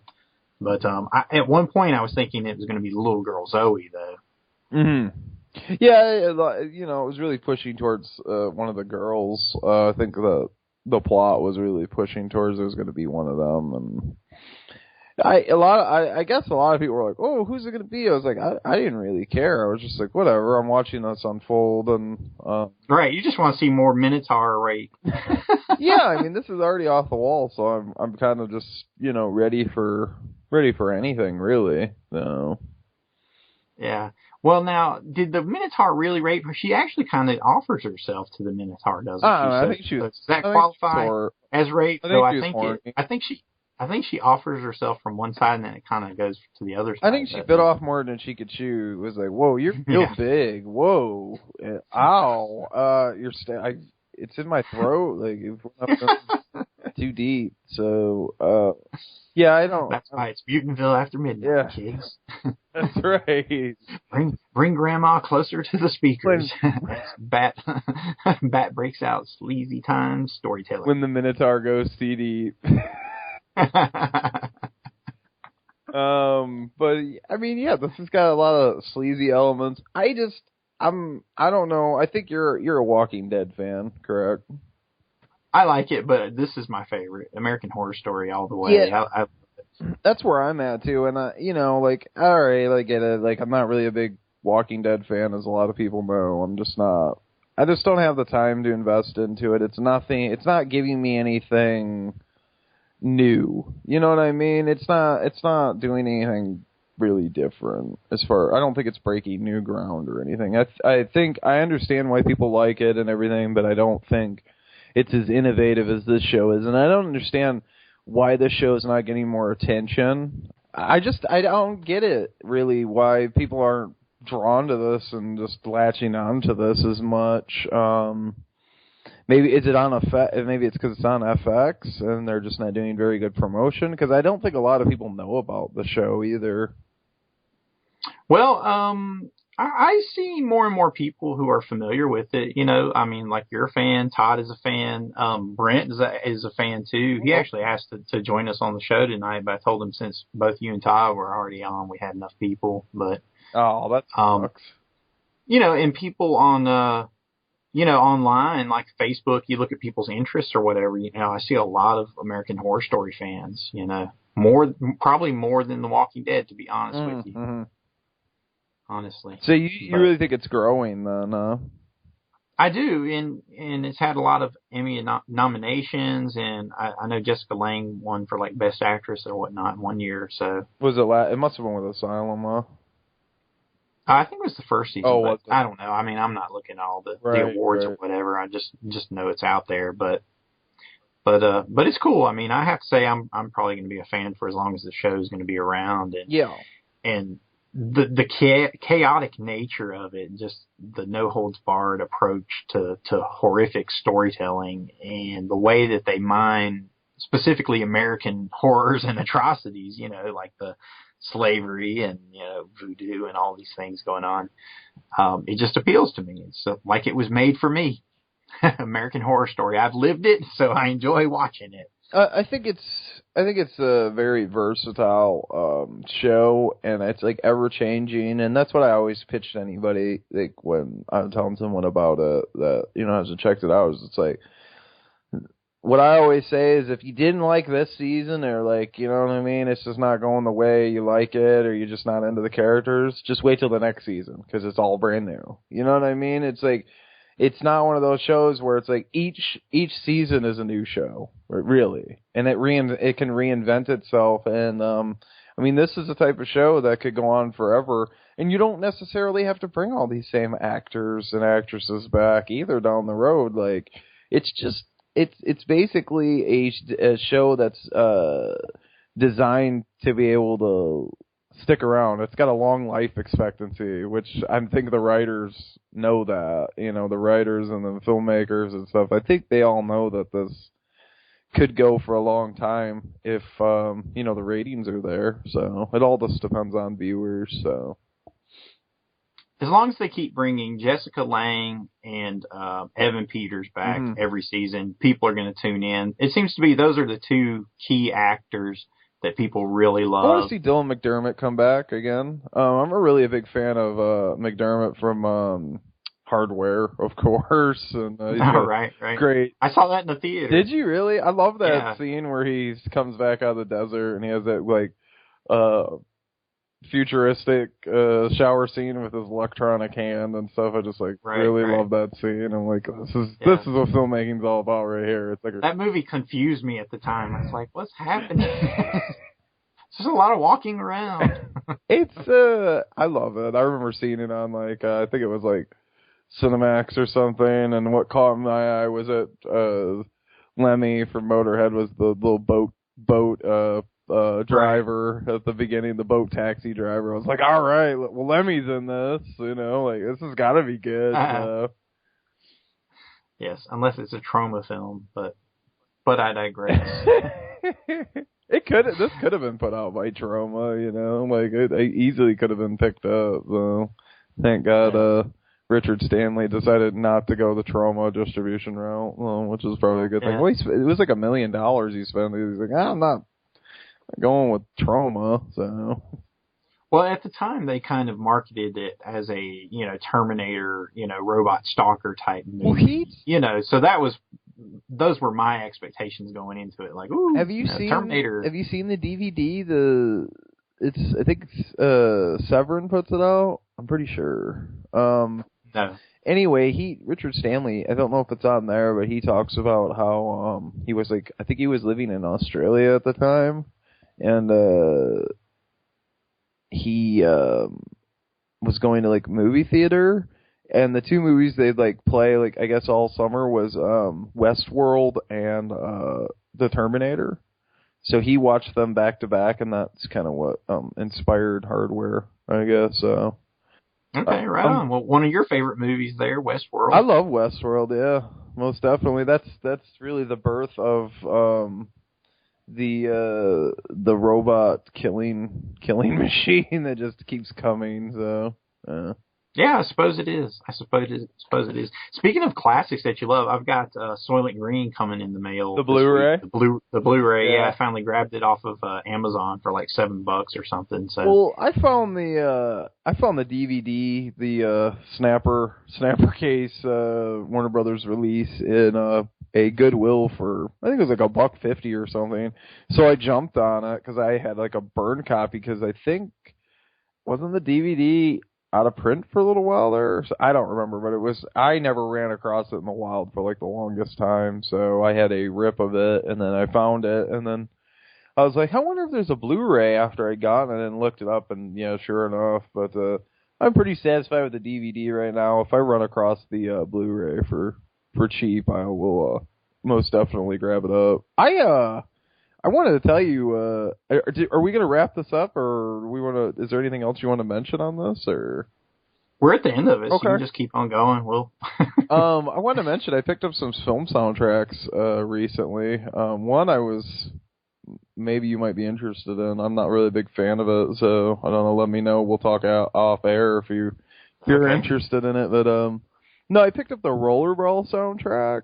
And Rollerball? Yeah, I found the Rollerball, That's and too it's funny. got the because I'm into the dystopic. Yeah, who does the music? Is that Hans Zimmer? Who is that? No, it's conducted. It's somebody famous. Andre, because I've got it right here actually on display. Andre Previn, so played by the London Symphony Orchestra. Yeah, so Simon Preston. Yeah, so. Andre Previn. I don't think I know who that is. He must have done all kinds of stuff because he's really accentuated on the cover. But I did find a Kubrick soundtrack actually. Nice. And it's not really a film I'm into, but you might be into it. I think I've only seen it once, and I didn't get into it. But it's a Barry Lyndon original. Oh, right, yeah. So I don't know if you're interested in that or something. Let me know, man. Yeah, heck yeah, anything Kubrick. Well, that's what it says. A film by Stanley Kubrick. So that alone, I'd rather have the A Clockwork Orange soundtrack, of course. Of course, or The Shining. That was a phenomenal soundtrack. Yeah. Those are going to be hard ones. 2001 might be more because I think they put a lot of those out at the time, right? The vinyl of that. I think they did multiple runs of that soundtrack, so that one might be more common. I picked up the Shaft soundtrack vinyl too as well. It's got a different cover on it. I actually found. Shut your mouth. Yeah, I've got Shaft's big score too. Oh, I picked up the Black Caesar soundtrack, which has got Have you seen that before? Black Caesar? No, I don't think I've ever seen that. That's Fred Williamson, right? Yeah, that's one of my faves actually, Fred Williamson. I never got into Williamson for some reason. Well, check out Black Caesar. If you've watched some of his other films, I'm like, because some of the stuff he did in the '80s was fucking terrible. But right. Black Caesar's really well done. Hell Up in Harlem's actually a sequel to it, but I don't recommend it at all unless you can get it for if you get the DVD for $3, go ahead and grab it. But it's not a good sequel at all. And also The Hammer's really good as far as Fred Williamson. And any of Boss Nigger's really good. Legend of Nigger Charlie, Soul of Nigger Charlie. Those are really good films too. So. Yes, I've actually seen the Boss Nigger movies. Oh my God! Well, they're all the as J Dog would put it back in the day, the nigger films by Fred Williamson. We're actually going to do a triple threat of all those, but there's a lot of movies with the N-bomb. Like there's another one. I've got the trailer for it. I don't know if the title's been changed or whatever. It's called Run Nigger Run, and it's like that title is just kind of. Yeah, that's gonna turn black. It might be too much, right? That's gonna make black people think that this is like a Klan movie. Like, was it, like the sequel, String a Nigga Up? What is this? Right. But even Boss Nigger, I mean, that's still straddling the line there. I can't believe we used to have the VHS at the local video store. I mean, that was where I got it from. Yeah, and it said it right on the cover. He just says Boss. Because I watched it when I was working there, when I did my stint at the video store, and I used to just watch everything in the middle of the night. Right.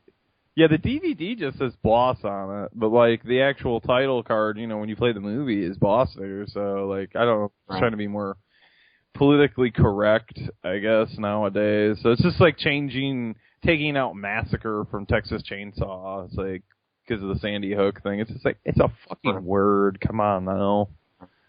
Yeah, it's newspeak, man. It's Orwellian. Yes, exactly. It's just changing everyone's mind. It's driving me crazy. Speaking of that, I've got my 1984 Sex Crime Eurythmics soundtrack sitting here too as well. And it's just got that Sex Crime song where they're like sex crime. Well, you heard the trailer that I played.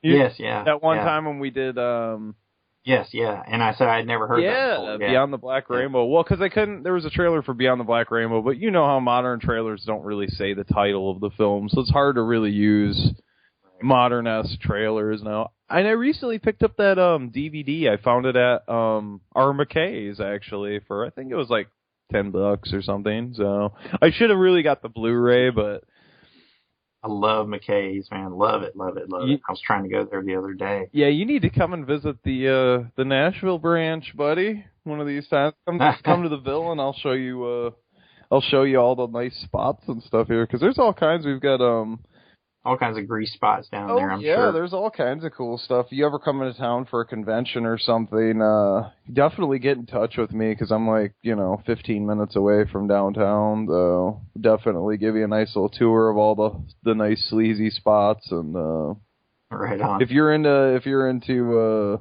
flea markets and stuff like that, I'm your tour guide, so I know where all the best ones are. I'll take you to the mountains and to the mountain folk, and you can buy some garbage off of them. They've got all the best VHSs. So. We have mountain folk here as well. So can you buy a rifle? Can you buy a rifle at the mountain folks flea markets by you, or?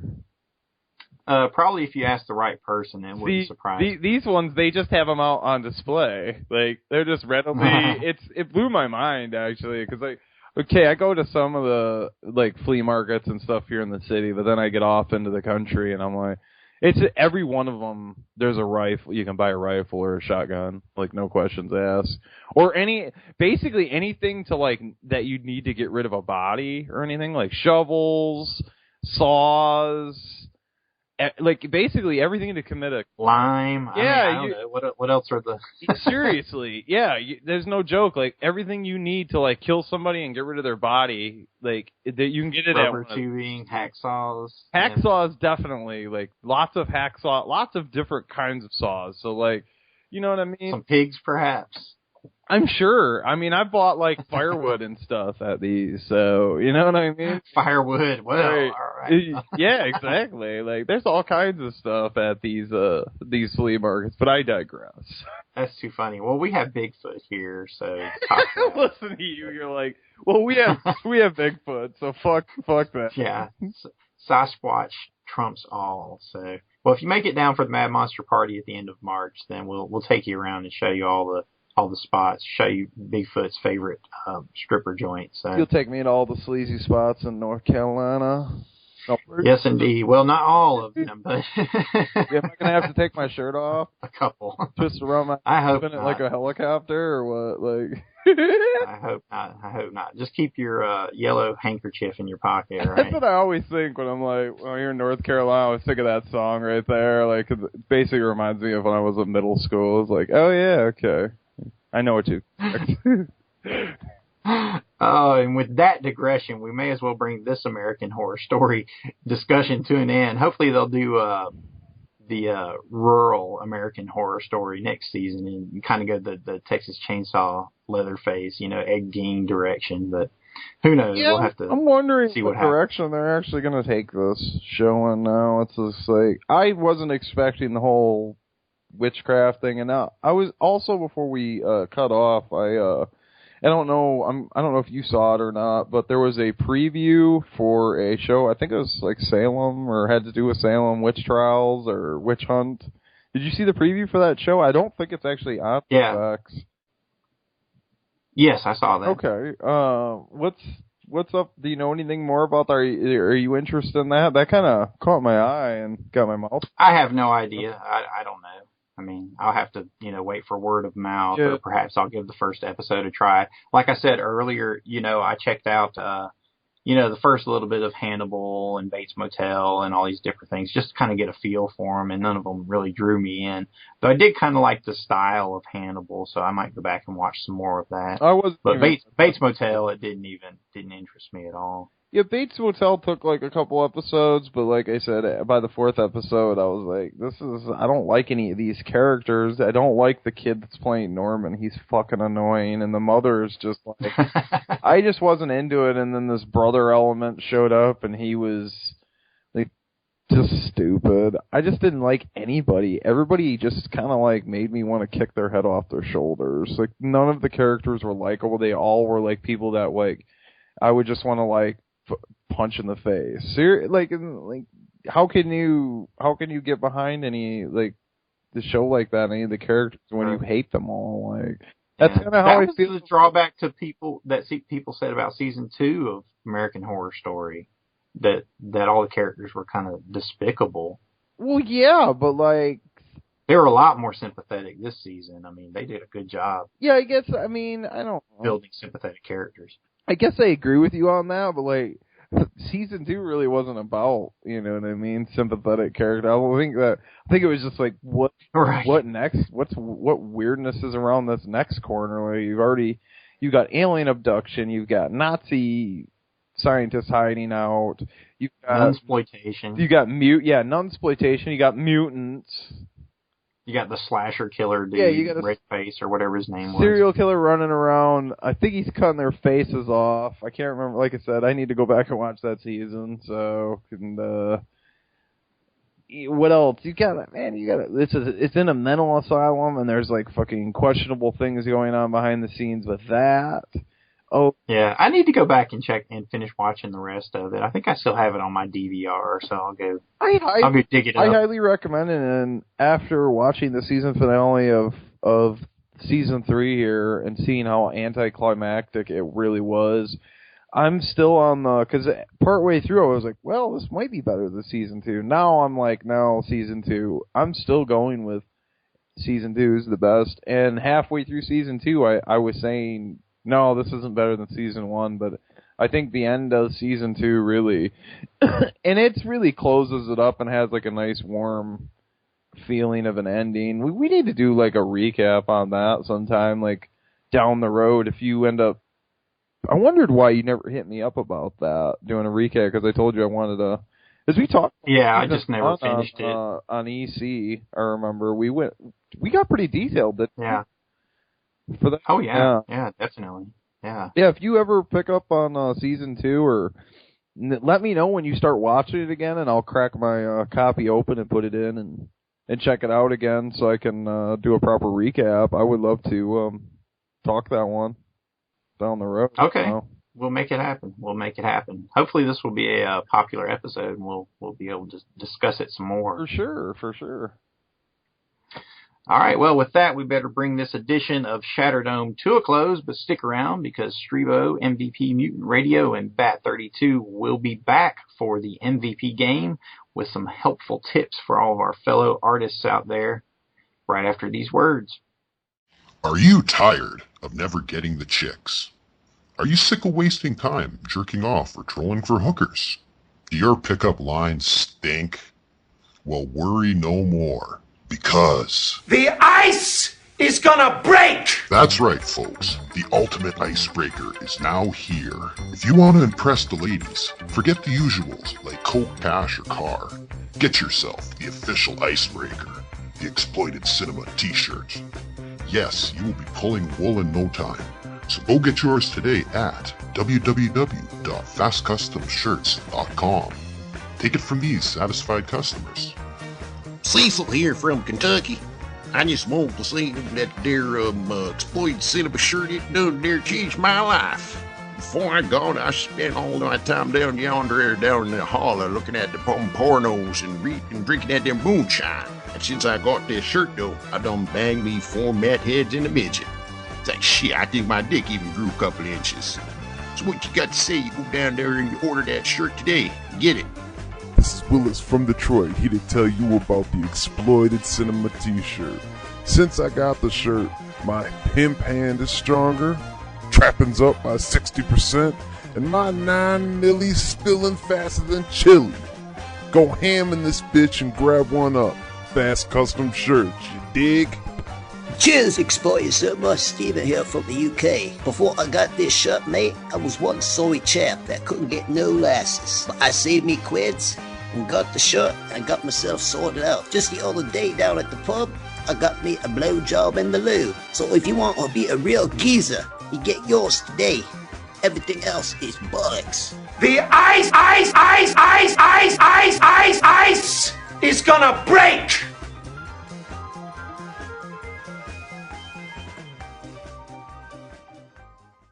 Thank you for seeing me right away. I've heard about you since I was a child. Marie Laveau was born in the 1800s, and she was very unique in terms of being a free woman of color during that time. She came up when the voodoo culture that was coming from Haiti, and she became a very strong woman of influence. Marie Laveau's legacy has become so large that it's easy to think of New Orleans voodoo as about her. She was a hairdresser to wealthy women, and that was part of her power. They open up, they feel at ease and comfortable, and you're combing those secrets out. Allegedly, she gained knowledge of all the gossip of the wealthy women and then would informally blackmail them. She don't mess with the wrong witch. She termed that she only did, good gree-gree. But in our story, we take a departure from that. I show up at the home of this, very established woman who's desirous of remaining youthful and attractive. I know. Oh, God. Marie Laveau had both black and white people that came to her seeking cures and help in a more informal way. The character of Cordelia, who's Fiona's daughter, has arrived, in my part of town, in Marie's part of town, and she's having issues with fertility. She's been trying to have a baby with her husband for years and years and years. She's desperate, and she comes to me. I'm from... Darling, I know who you are. She can't conceive, so she asked her to do this fertility ritual. And it involves semen in a jar being passed around and thrown in a fire. A goat has its throat cut, and Marie Laveau eats a pepper and goes into a trance, and it's very action-packed and exciting. Action! I worked with Angela Bassett creating what she was doing within that space. And Angela has amazing instincts. It just sort of created itself. Well, when the producers approached me about putting together a cast of people that could do a voodoo ritual, our unit producer said, I don't want any fake people, I want real people. And inside I just smiled because all I had to do was go to my community. The style of dancing tonight has African and Haitian traditional steps that you will see. It is a mixture. Everything is a mixture. The symbols, the music. If you say Marie Laveau's name, some people might say that she's evil, and some people might say that she's good, but everybody will agree that she was very powerful. Tourists come to the city, visit her grave. There's still this excitement and this memory of her that still lives on today. Either you're with me or against me. And if it's the latter, you best stay out of my way.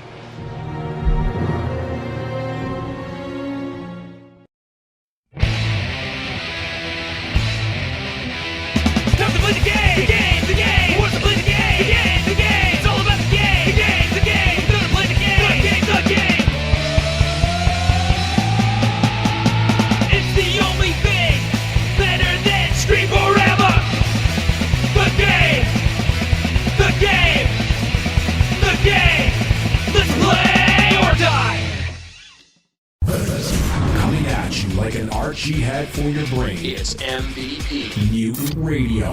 And we're back for the MVP game, my mutant children.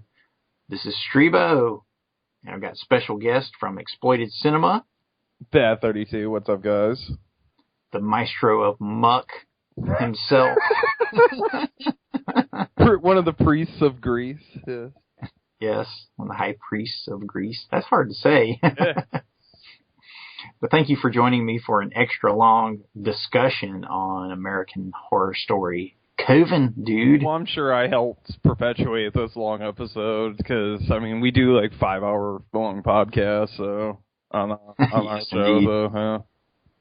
Yeah, you guys are always doing the mega episodes over there, so major props for that. Well, we're going to talk a little bit about what you guys have been doing over at Exploited Cinema and Sleazefiend magazine, but first we have to get out some MVP game for our mutant listeners out there, where we give out some advice, some artistic tips, rules of the road, laws of the land, what have you. And since we were mentioning earlier in the show that some people were criticizing that American Horror Story was not original, and Todd said, just kind of make your own version by combining whatever it is that influences you. I thought I would kind of throw that out there for you. I'm a fan of a lot of different art forms. One of them being professional wrestling. A lot of people wouldn't consider that an art form, but I certainly do. There's definitely a large theatrical aspect to professional wrestling. And over in Japan, they take the creation of their characters and their wrestling personas very seriously. And one of the things that they tell their neophyte wrestlers, the young wrestlers coming up when they're trying to find their identity, they tell them to take 3 influences and combine them. So they take a little something from 3 of their different heroes or idols or mentors, and they kind of combine it into themselves to try to find their own expression. And if you have absolutely no idea which way to go, if you're starting out with that blank page, you need an idea, or you're afraid that something you're working on is too familiar to something that's come before, don't be afraid. Go forward, work with it, add something from something else to it. But throughout that process, work with it and make it your own, and you'll be surprised when something new comes out the other side. So I'm sure you're familiar with that from, your work in just music and also like the magazines and whatnot, just kind of combining influences from everything. Well, I know Marilyn Manson and the Spooky Kids kind of did that with their names and stuff. And I think that's always been an ongoing theme within music, is kind of, I don't know, combining these identities and stuff like that, and movies as well, and characters all together. So, I mean, yeah, most of the great, film concepts have been done already. You're never going to have like a fully original piece of work, I don't think. It's always going to be borrowed. I see a lot of filmmakers now are reaching for stuff to borrow from like, I don't know, just like religions, and it's really I think it's really heavy nowadays. Stuff with the conspiracy theories have been big, you know what I mean? And just all kinds of stuff like that have been melted down into these new products and new films and movies. And sometimes it's good and sometimes it's not. I think a terrible example of this is like Insidious. I know a lot of people like that film, but I just thought it was... I liked Insidious. And a lot of people that liked it for the whole astral projection aspect of it and everything, which is cool. I get why some people dug it, but I just figured it was... I just kind of boiled it down to a real regurgitation of like Amityville and Poltergeist rolled into one. Poltergeist, yeah, right. Very, very heavy Poltergeist, but then you have the whole house aspect, and it was like Extreme Ghostbusters at one point, but it was fun. I liked it. It was kind of just a different look to the ghost story, but I get your point. It's like that's a criticism leveled at Tarantino by his detractors. Well, yeah, he does it real like Kill Bill heavy. or Django Unchained. Yeah, well, as of recently, bits of movies from here and there. As of recently, Goats educated me on City on Fire with Reservoir Dogs as well too, because I thought that was more of a. And actually, I recently watched. I wanted to talk to Goat about this, but I don't know if he listens to MVP or not. But I recently took in City of Fire, and though I do see some reminiscent elements, that is not a direct remake, hardly. But I will say, City on Fire, holy shit, that movie is fucking just awesome. It's balls to the wall, man. Like, yeah, you got to get into more Hong Kong cinema, man. That stuff is crazy. Is so fucking violent, man. Like, that starts out with a motherfucker coming out with a giant butcher knife and just stabbing the fuck out of this dude in the gut. Like, I'm like, whoa, I was just blown away right off the bat with it. And right. The cinematography is amazing. Like, all the shots and scenes. Like, if somebody was going to directly remake that film for American audiences, like, it would have to be like an Alexander Aja or someone to be able to helm a project like that, seriously. So, but Reservoir Dogs, there's shots and stuff that are really reminiscent, but all and some of the emotional beats or plot points are kind of right. And there was some, but there's also a lot of straight time in it too. Mm-hmm. So throw out some exploitation cinema for you there, host of Exploited Cinema, Bat 32. Yeah, straight time with the young Dustin Hoffman as Eddie Bunker, who appears in Reservoir Dogs. Mm-hmm. Or Eddie Bunker's character, whatever, because it was his story for Straight Time. But yeah, well, Tarantino, even though Reservoir Dogs is a good example where he did lift things. I haven't seen City on Fire since probably '96. I mean, but I watched, the Hong Kong flicks way back then before John Woo and those guys crossed over. So, I was hip to that back in the day. But like with Kill Bill or Pulp Fiction even, he might have little bits and pieces that seem like they're from other movies, but he has a unifying theme that kind of uplifts his films and transforms it, and it does what it's supposed to in making it new and making it find its own identity, which is why I enjoy it. But if you're caught on the other side of that, where you just see it as a pastiche of all of his influences, then I could see how people could be turned off by that too. So it is what it is. Well, I think what pisses a lot of people off about him is that I think people are aware that he is extremely talented. And this is what kind of bothers me too, is that I think he's fully capable of putting out the next big movie where it's like, whoa, you know what I mean? I don't think I've ever seen anything like that before. He's capable of it, but he's not doing it. And I want to blame it on the studio system. I really think that, because, I mean, I've read a lot of stuff about Romero having multiple scripts and going to studios and then being like, no, what else do you got another zombie movie kind of thing? Exactly. And I feel like that's what's been happening to him. He'll bring, like, these awesome scripts of originality, but the studios are like, we can't market this. We can't sell this. This is going to be difficult. What else you got some other grindhousey thing, and he'll have, like, a script that he did for fun, and that's what they'll want, like, him to do, you know what I mean? Like, I don't know if I agree with that, because I think he just does what he wants to do. Mark Kermode says because Grindhouse was a failure that Tarantino doesn't try anymore, that he doesn't try to make anything with any kind of real soul or real character like Jackie Brown, that he's just trying that to film didn't do well either. The Kill Bill pop culture. Right. But I think that Brown didn't do well, and exactly, and he didn't. I'm a Kill Bill fan, man. I love Kill Bill because I'm a samurai movie fan, a kung fu movie fan. So there are a lot of things in it for me to love. It's got Terry Seguri from the Street Fighter. I mean, there's a lot of I think there's a lot of Gordon nods. Liu, the old Shaolin monk. Everything. Yeah, I think there's a lot of nods in that film. I think that film's really heavy though on borrowing from past films though. I mean, a lot of the imagery. There you go. That's what we were just talking about. I mean, but these days you've got to do it. But I think that film's more blatant about it. But I think that also I can let that film get away with that because it really is just a fun roller coaster ride. You know what I mean? So it's not really something to be taken seriously, I guess. So or it is. I don't know. I really like Volume 2 though. So whereas everyone likes Volume 1. Yeah, which is more of a film noir western approach, with little kung fu splashes here and there. Right. Keeping with that theme though. But a great sleazy turn by David Carradine in probably his second to last greatest role. Oh yeah, I mean, yeah, that's probably will be one of his last memorable roles. So it's fitting though, you know what I mean, that he does like a film like that, you know what I mean, before the Beltmaster performs his last trick. Yeah. Yes.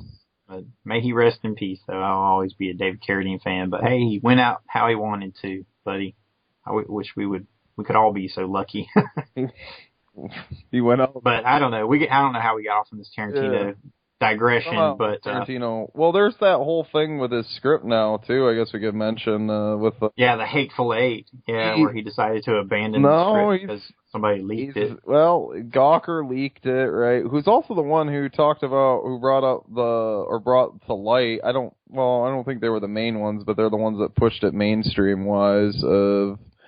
Spider Baby, the girl that was dating, I don't know if she still is, Tarantino. Yeah, his girlfriend, stole a bunch of shit. And she wrote for like Rue Morgue, didn't she, in Fangoria, where she plagiarized a lot of stuff. And yeah, she did. And actually, I know one of the guys. He goes by the name Woody Anders, who writes a ton of bios for the IMDb. I mean, you can go to almost any cult actor's page, and you'll see a Woody I don't Andrews understand. bio. I don't understand. And she stole tons of his. I don't of his understand why bios a and lot of write-ups. people put out stuff and they'll like just give them like a little credit or whatever. You know what I mean? If like you're gonna use it for a basis for your article, why not just give them a little, you know what I mean, a little credit right there after, and then write whatever you're gonna write. But she's like blatantly just not writing anything, and just.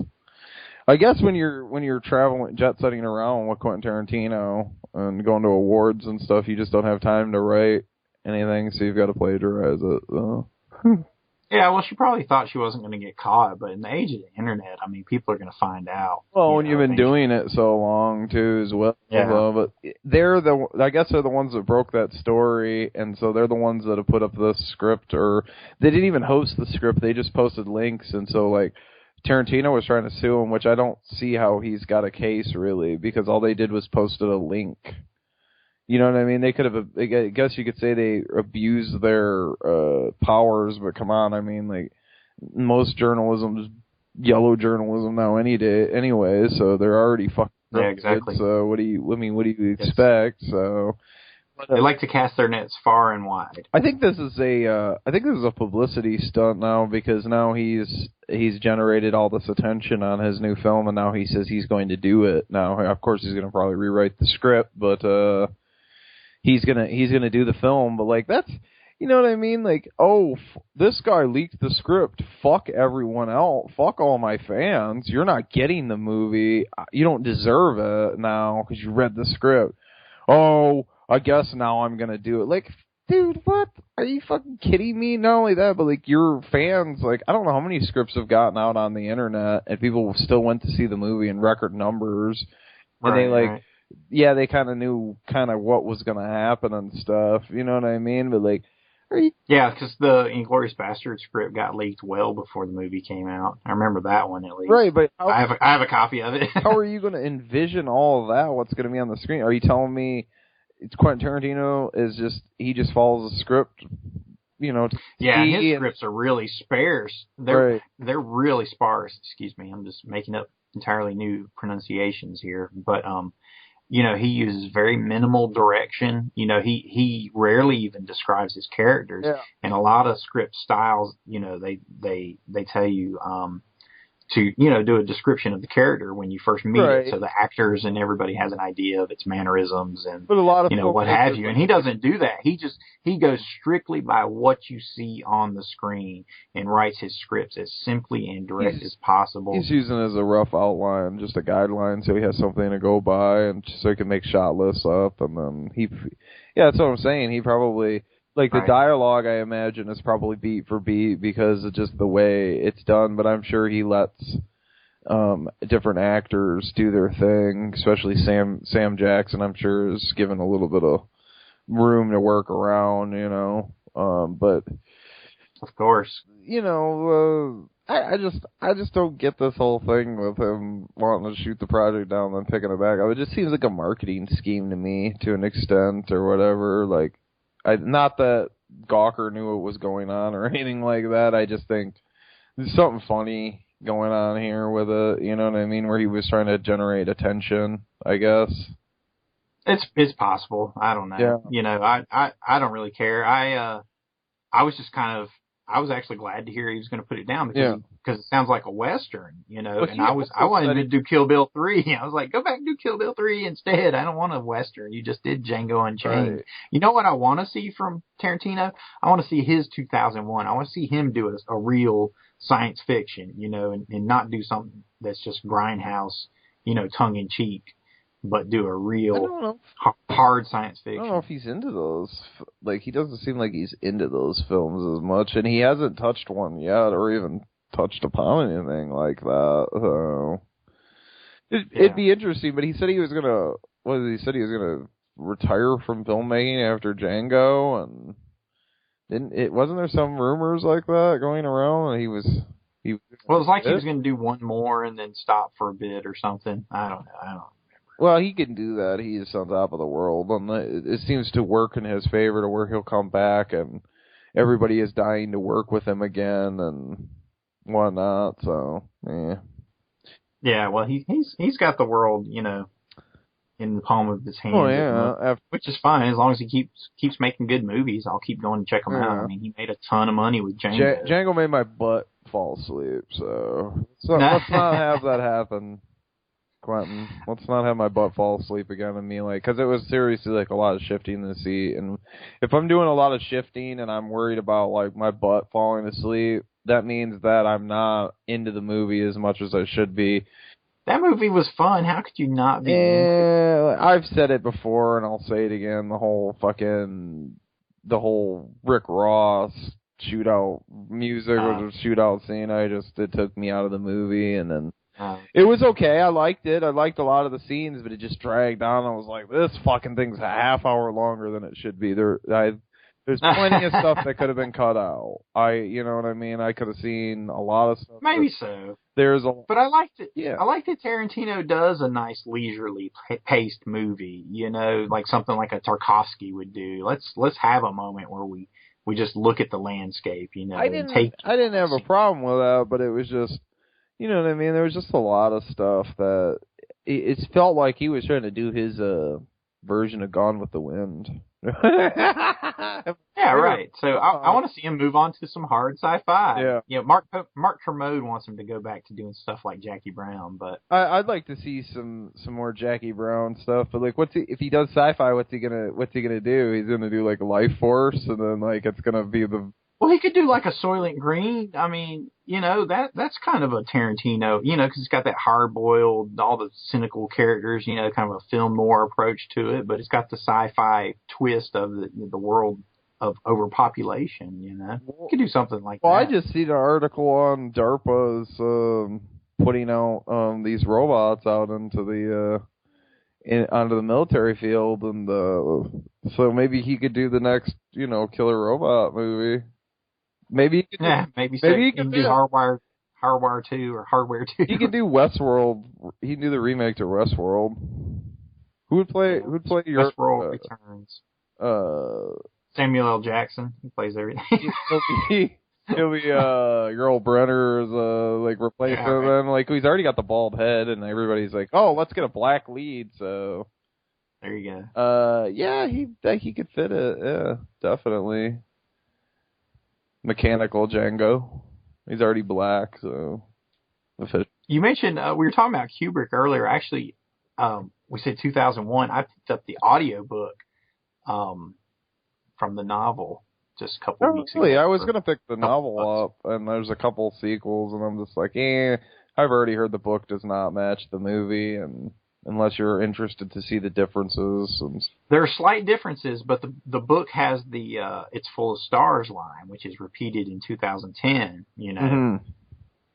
I picked up the Blu-ray for that back during the Christmas season. The 2010? Yeah. Yeah, it's a good looking movie. I have a VHS copy of it and a beta tape of it, but I don't have a DVD. Nice. So, yeah. You know, they had to rebuild everything for that movie because Kubrick destroyed all of his models and sets and everything. He was good about doing that kind of stuff, getting rid of everything, because he knew these studios would try to churn out a sequel or something down the road if they kept this stuff. So, yes.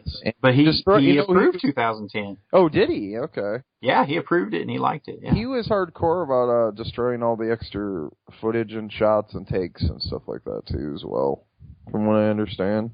So. I also got in the Spartacus Blu-ray this week. That was another one of my. I got a gift card, an Amazon gift card, you know, for Christmas. Yeah. So I bought a couple things I've been wanting for a while. I need that Spartacus Blu-ray, and I think Lolita's on Blu-ray. I need to pick that up, and yeah. I'm waiting for The Shining to come down to like $10. I keep seeing it for $15, and I haven't upgraded. But I did pick up the Clockwork Orange book Blu-ray.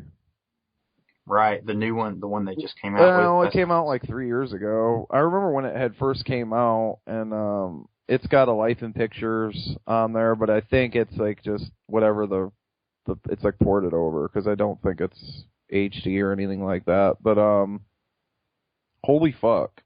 I held out on buying the other release, although I'm sure it's the same remaster or whatever.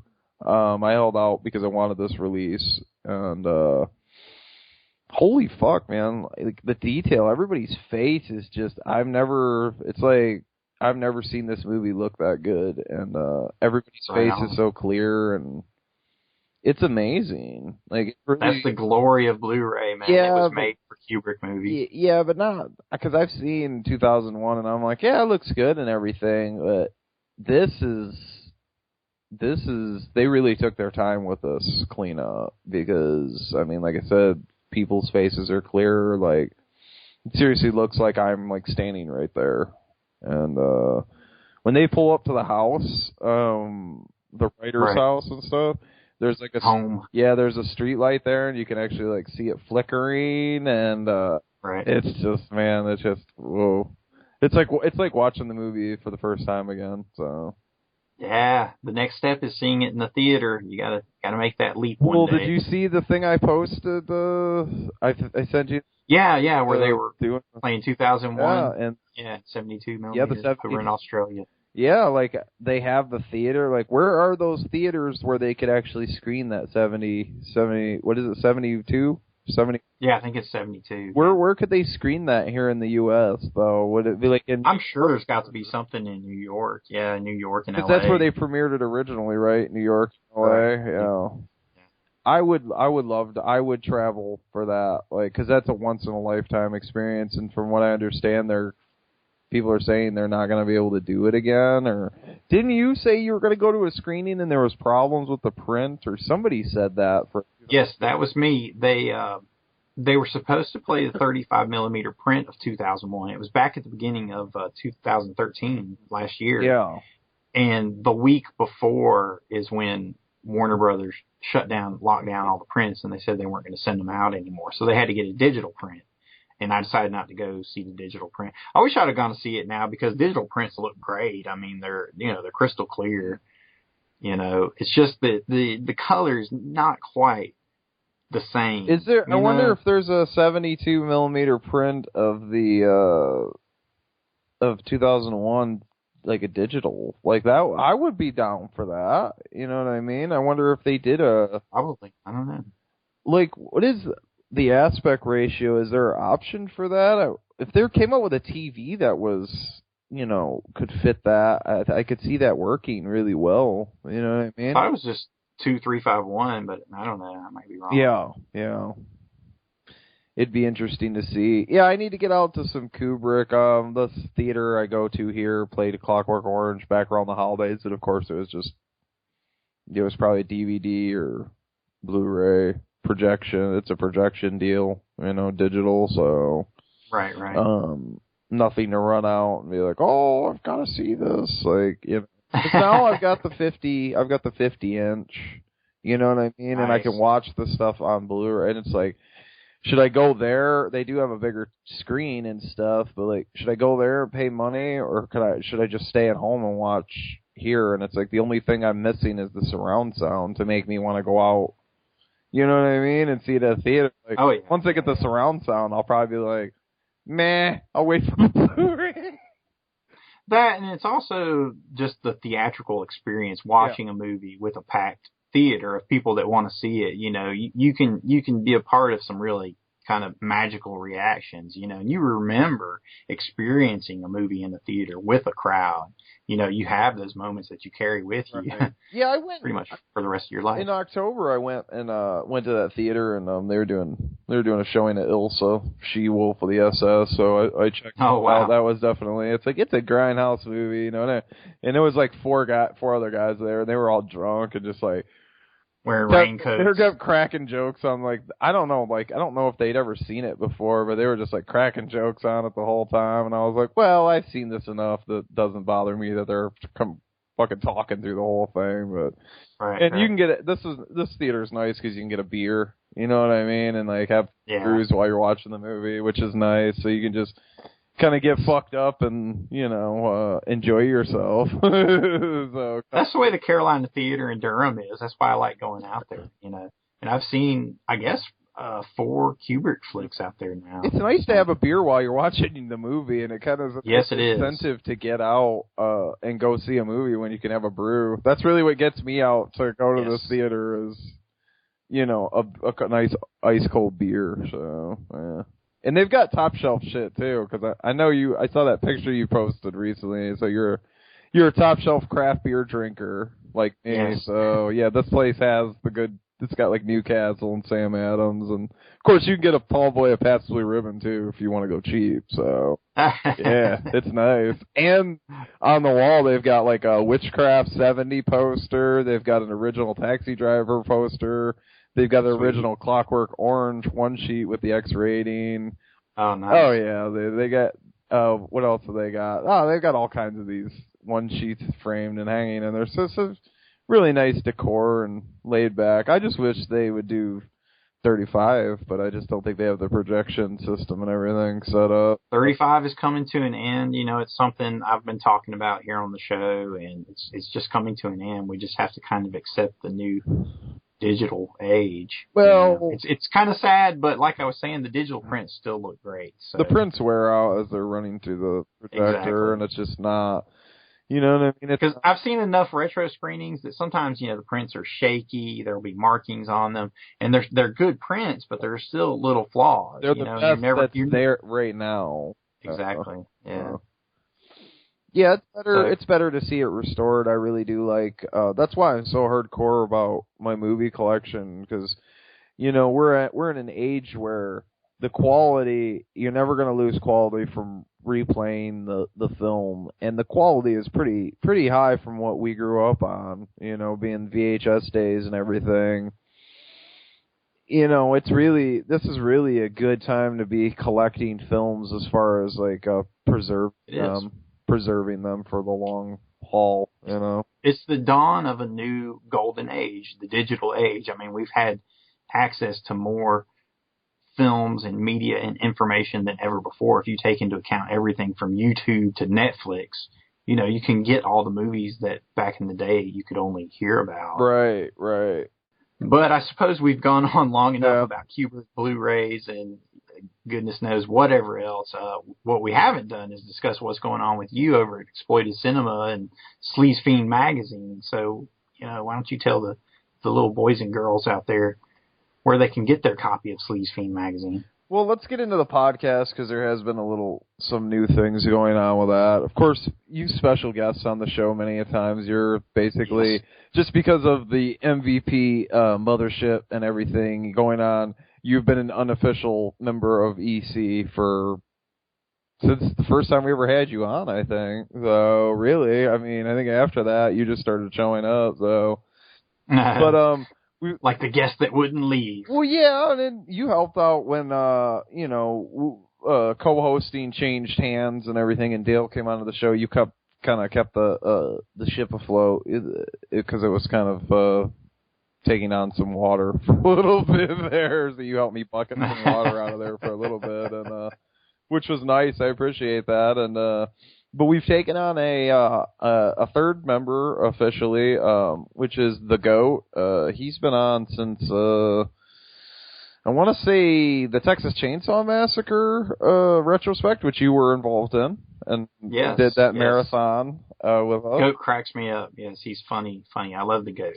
He's mentioned in the Exploited Cinema ad that we run at the end of every show. I have to put it at the very end so people can turn off the show if they want to, if they're offended by it. And you made that ad too as well. I did make it. I appreciate that. I tried to make the sleaziest clean ad that I could think of. You're a professional, man. You should be working in like marketing and advertisement, because like you could sell the scum without having it blatantly in your face. I thought everybody said that promo was awesome, and they really liked it, and we were all blown away by your work on that. So again, much appreciated. But yeah, we've got Goat on board now, and he's coming from Hillbilly DVD Reviews podcast and YouTube videos. He also does a commentary podcast with some guys from If It Bleeds, You Can Kill It. I think it's all the guys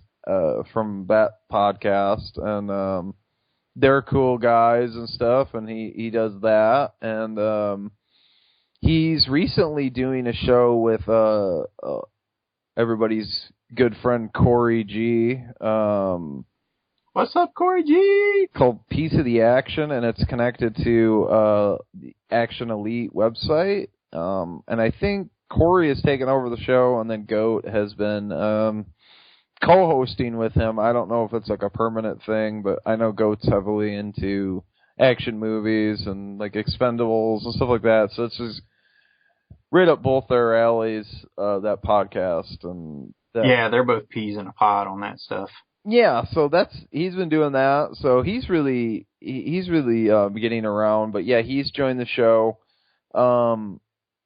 We've got a domain name now, which is exploitedcinemaplanet.com. I finally got a domain. I had the domain for a couple months. I just had problem setting the thing up, and then finally I contacted tech support, and like we were able to get it all set up real quick, and so everything worked out.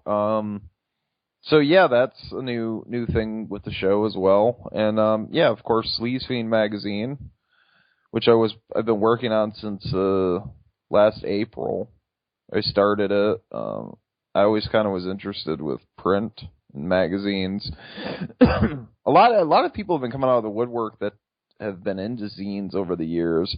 I have personally never actually bought a fanzine before. I've got some now from trades. People have contacted me and traded and so on and so forth. And so I've seen them now. But I used to read like Rue and Fangoria and stuff like that, you know, so right, yeah. I was aware of the fan magazines and stuff, but they weren't as readily available and accessible, because I always bought all my magazines. I never bought my magazines online or anything. I always bought them straight at the store, you know what I mean? I would just see it and go, that's a cool cover, there's some cool articles in there, and I'll buy it, you know?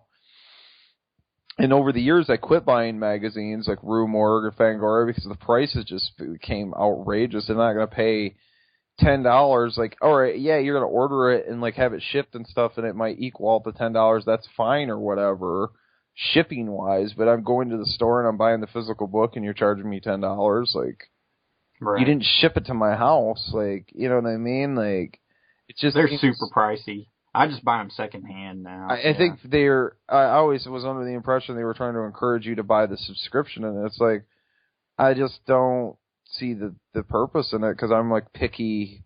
I don't need every issue. I'm picky. I'm like, oh, I like that cover that had an interview with so-and-so, or, you know what I mean? I want it, you know, but I don't want a whole subscription. So, yeah, so the whole magazine thing came about, like, with, I'd seen some zines and stuff, some old zines. We did a show where we covered the Metasex Ruffy book. It was a Ruffy episode, actually. Yeah. And then Dale, being a previous zine operator, so to speak, with the metal stuff, and just talking about that. And it's always been kind of an interest of mine to do a Canadian Assault, his newsletter, or Metal Zine. Metal Zine, yeah. And recently, if anybody follows that or is into metal, me and Dale have been working on. I've been helping him. He's been scanning all the old pages he did 9 books originally with that zine, and now he just runs a website where he does reviews. But we're working on scanning those books in, and you can download PDFs of them on his website, and we recently put up the first book. So first issue of Canadian Assault can now be downloaded in a PDF format and stuff. So we're throughout the year we'll have all 9 issues up in PDF format, and there's a low quality file and a high quality file. So actually the high quality is like, that's literally you're holding the book in your hand, like it's straight the full quality scans of what he sent me. So I think that's 150 megabytes like file. So yeah, it's you could print them out physically at your house and staple them together again. So, well, I'd say the magazine lives up to the title of Sleazefiend magazine. I think anybody that likes that title and picks it up looking for something sleazy inside, I think is going to be very happy with it. I mean, just from the illustrations from front to back. I mean, I love how it's crammed with illustrations and the little vintage ads that you found, like the Wild Gals of the Naked West. Drive-in stuff. Yeah. Right. That was the original. And then all the articles. Yeah, that was the original concept, was to do the drive-in stuff, and I started finding a bunch. I was like, hey, this is cool. Let's go with this theme of the drive-in. I've recently obtained some more movie posters and stuff like that, so we might see more one-sheets, and like Dale calls them mini posters, so we're going to go with that. You'll be seeing more mini posters in your book in the next issue, so... but yeah, those will be drive-in stuff, and yeah, the first book was actually going to have a lot more artwork originally, but things happen and stuff like that, just personal issues, and it just wasn't. I mean, there's a lot in there already, you know what I mean? So, you know, we did what we could, and I got as much of it in there as possible. It was going to be like a half. See, it was going to be classier with more artwork, and you know, it just didn't. It ended up going down. I'm not sure if classier is the term you're looking for. I thought the book was pretty classy. I didn't think it. I thought we were pretty loose on the sleeves. I thought it could have been a lot worse. So I don't know. We'll have to ask Brent what it was that shocked him so much. I'm wondering, because I didn't think it was that sleazy. So it is. Some of the pictures are pretty disturbing. Maybe the birth of VHS. Oh, is that what it was? Well, I know that picture's pretty disturbing when I looked at it. Yeah, that was a suggestion of mine. Like, the article hadn't even been written, and I was just like, how about I do one on like history and stuff of VHS, and you draw a picture of the woman giving birth to a VHS tape, and there it was. So, Yes, literally giving birth. That's pretty much what I described. Really, it's like a PBS special. This is what I envisioned. Can you draw it? And yeah, I received a drawing of it, and there it was. So the 42nd Street picture in the back was actually originally just sitting around with the artist, and it was like the woman was already drawn, and then I was like, you should draw a background art on 42nd Street, and then we're just chatting, and then I was like, I had found that eye that's on the window. I found a picture of that, like I envisioned something like that, Peep, you know, for the Peep Show stuff, and I found a picture online, was like, draw this eye, and then so she drew the eye and stuff like that, and that one was kind of more, that wasn't really meant for the magazine necessarily, that was just kind of for fun. Hey, here, check out what I can do, and I was like, this is fucking awesome, this is coming in the magazine, so, yeah. And then I designed up the the logo and stuff like that, and like a lot of the font titles and the back cover, and I've always said this on the podcast, for anybody that listens on a regular, that, you know, like, I think everyone's really, that's into film, and especially the films that we're into over at EC, very voyeuristic. So if you'll notice, you know, on the cover between Sleaze and Fiend, there's a peephole and like tits and stuff, and so I think that's really represents the voyeuristic nature of film fans, film fanatics, collectors. It's very voyeuristic. I mean, just film fans in general. I mean, you want to watch people. So I agree. Yeah. Whether it's a sense of, you know, shade and fraud at watching other people suffer, or you just getting off by watching other people, you know, do whatever. Right. And so that's, you know, what it's really a sleazy slant on the book. So, you know, it's tits through the people. So, but you wrote an article. You wrote a David Cronenberg article, which kind of classed the magazine up. I really liked your article because you had personal things about your childhood and stuff in there, which I thought was really cool, and I liked that aspect. Thanks. So that's kind of my gonzo approach, you know, like Hunter S. Thompson. You know, you put yourself in there and tell the story. Yeah. What I really liked is And of course, you know, I didn't want you guys to have any kind of format or anything, but like, I really liked that you guys all just did your own thing, because that's what I wanted. Because I knew that it would all melt together really well. Because everybody that's involved with it, I knew that they were going to bring their own style and flair to the table. And yeah, so I fully trusted you guys, and you guys all came through with the articles, and I just kind of assembled it. You guys are really the heart and soul of the book. So, because if it wasn't for you, it'd just been me writing a handful of articles and piecing the damn thing together, and it probably would have only been like 10 pages. So, yeah. That's how it goes. Everything's a collaboration. That's what makes all these art forms fun. Well, it's been fun talking to you, man. We might as well wrap things up. But before we do, tell people, where to find you over at ExploitedCinemaPlanet.com and where they can get Sleazefiend magazine.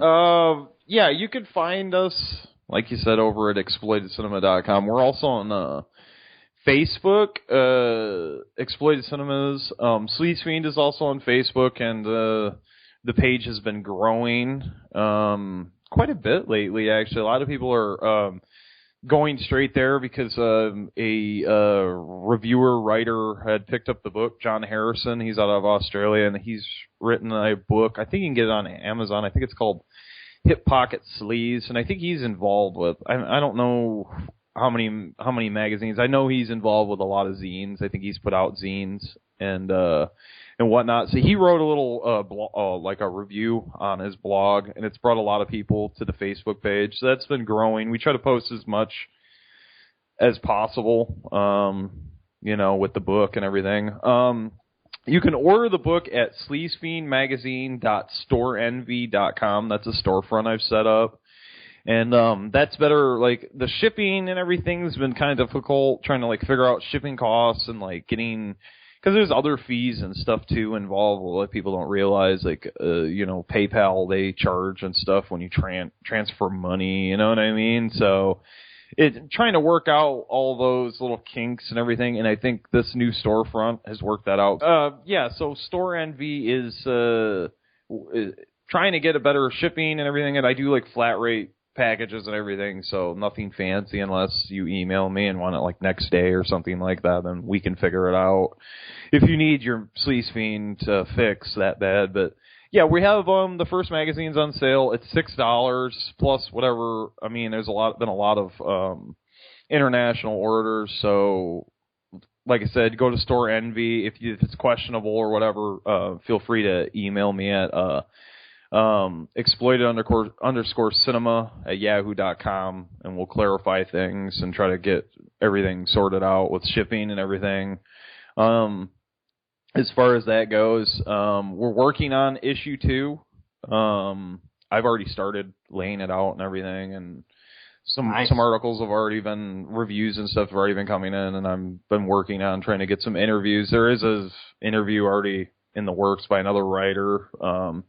I'm trying to get a few interviews, and of course just content, and I'm always looking for content. And I think you're interested in writing again, huh? I hope so. Yeah, I'm trying to come up with a good topic for issue 2. Yeah, how can you top the David Cronenberg badge stabbing article? Yeah, I don't think I can top that one for its level of sleaze. That's for sure. I don't know. I might have to go after some Jodorowsky or Takashi Miike or something. There you go. To outdo that. Change it up, yeah. So yeah, if you like Streebo's writings and what he's doing over here, he's involved with the book. So if you want some kind of sanity and something that's not just drenched in semen, his article's great, and it's in there, and it's one of a featured article. So that's why I say it's semi-classy, and you brought, the class to it, I think, to an extent. Well, thank you. I appreciate you asking me to contribute to it, because, I'm a fan of all kinds of magazines, and I do have fanzines. Yeah.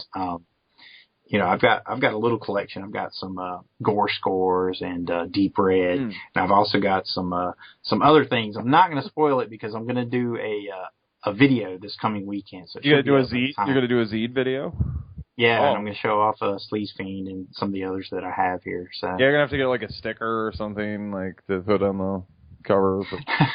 Yeah, I had to do that when we showed it in episode 2 of Muticious Movie More. Yeah. So I had to go ahead and censor the cover a little bit. So yeah. Well, it's actually in the episode.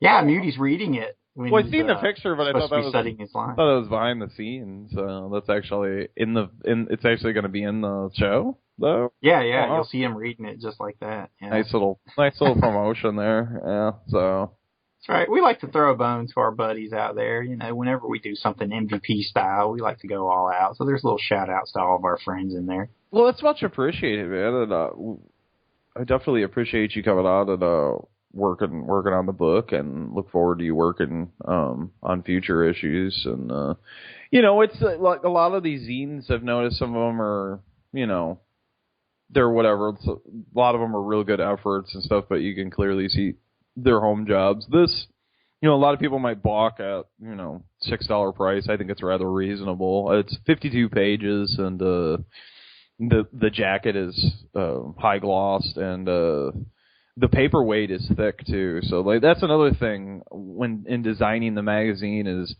I imagine this would be on the back of toilets and everything else and thrown around, and a lot of dudes would have this. So I want something that would hold up. Like you could throw this thing at the wall and it's not going to just fucking fall apart. You know what I mean? On impact, it's going to take a licking and last. Well, he got thrown on the floor on the set this weekend. Did it? I was like, darn it, who threw my Sleazefiend on the floor? But it like just bounced back. It's like made of rubber and stuff. Like it just bounced. Yeah, it's very durable. Yeah. I picked it up, just dusted it off. It looks fine. Yeah, it's nothing's dented. It's definitely built to stand the test of time and sleaze and slime and whatever else is going on behind the scenes. So yeah. I'm happy with it. It's really rewarding to, and I'm sure you've experienced this over the years and stuff with the film and everything of just putting out products and just having that final product in your hand and going, yeah, and having that satisfaction. It really feels good. So it does. It feels really good. And I'm always saying to people that we need to try to rise above adversity and kind of the BS that we have to deal with in our daily lives, and try to make something that's going to contribute to, our culture, our society, our enlightenment, our entertainment, what have you. I don't know how much this is. I don't know how great this is for society, but well, that's why I threw entertainment in there, because somewhere there's a gimp with a ball in his mouth that Sleazefiend magazine was made for, and it's just going to really make him, feel so much happier when he looks through it. So well, the Europeans are eating this up. There's been a lot of European orders, so like that really warms my heart that the foreigners are digging it and liking. That's awesome. So like, it's definitely like, I don't know, it's definitely got the hairy armpit, no deodorant feel going on. So try this, just throw your deodorant out, like, don't take a shower for like a week, and you'll be right at home. So. All right. Well, I can't think of any better way to wrap it up than that. So.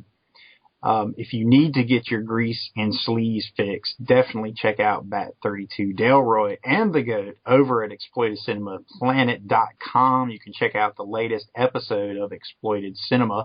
You guys are finally up to number 56. Yes, the home imprisonment episode. We've actually got another episode coming out here, a little shorty, A Gun for Jennifer, which is an independent film, actually, done in the mid-90s. So I think you'll enjoy that review. So nice. And I'm pretty sure there's going to be an interview involved too as well. And we've got the whole month, so it'll be sometime dropping here this month, probably more near the end. So look for that, I guess. Well, as far as the most recent episode at the time of this writing, so to speak, episode 56, you guys talk about People Under the Stairs, Bad Boy Bubby, and Dogtooth. And I see that you have Newt from the Ass Hat podcast join you. Yeah, he came on for the People Under the Stairs review. We were just chatting, and he's like, hey, what are you doing? I'm like, well, we're going to record, and you can jump in on here. And he was on the anniversary episode. I was able to sit down and chit-chat with him. And you recorded something for that, didn't you? Yes. Yeah, okay. Yeah. There's always just so much that I pack into that anniversary show, I forget. But I know usually I try to get you. Yeah, well, I did an independent segment and sent it to you, so we weren't able to sync up to record, but. Yeah, that was cool either way. Yeah, that was, and I'm pretty sure I dropped it on the show. So yeah, that was awesome. Much appreciated again for you getting involved, and you're always welcome on the show as usual. So. Well, thanks, man. Like I always say, I'm more than happy to shamelessly whore myself in my MVP wares. So anytime you need me, just call. So that's Sleazefiend Magazine, Bat 32, Exploited Cinema. Thank you for joining me for this extra long, extra sleazy edition of Mutantville After Midnight. Thanks for having me on. It was fun talking to you, man, and I hope all of our little mutant listeners out there enjoyed the discussion of the sleaze and grease and cheese and magic and majesty that was American Horror Story Coven. Also American Horror Story Season 3, if you prefer. Because I enjoyed watching it, I enjoyed talking about it, and we may as well bring the Mutantville mothership in for a gentle landing. Put your seat backs upright, turn in your trays to the stewardess with the 3 breasts, and get ready for a gentle landing. You've been listening to MVP Mutant Radio. If you enjoyed this discussion, definitely subscribe to us on iTunes. You can listen to us on the go on Stitcher. You can download this directly from our Libsyn website. And, of course, you can find all things MVP over at the MVP blog at www.mutantville.com. We are on the Twitter machine at MVPLAYERS. You can find us on Instagram, Flickr, wherever there's internet, there will be MVP.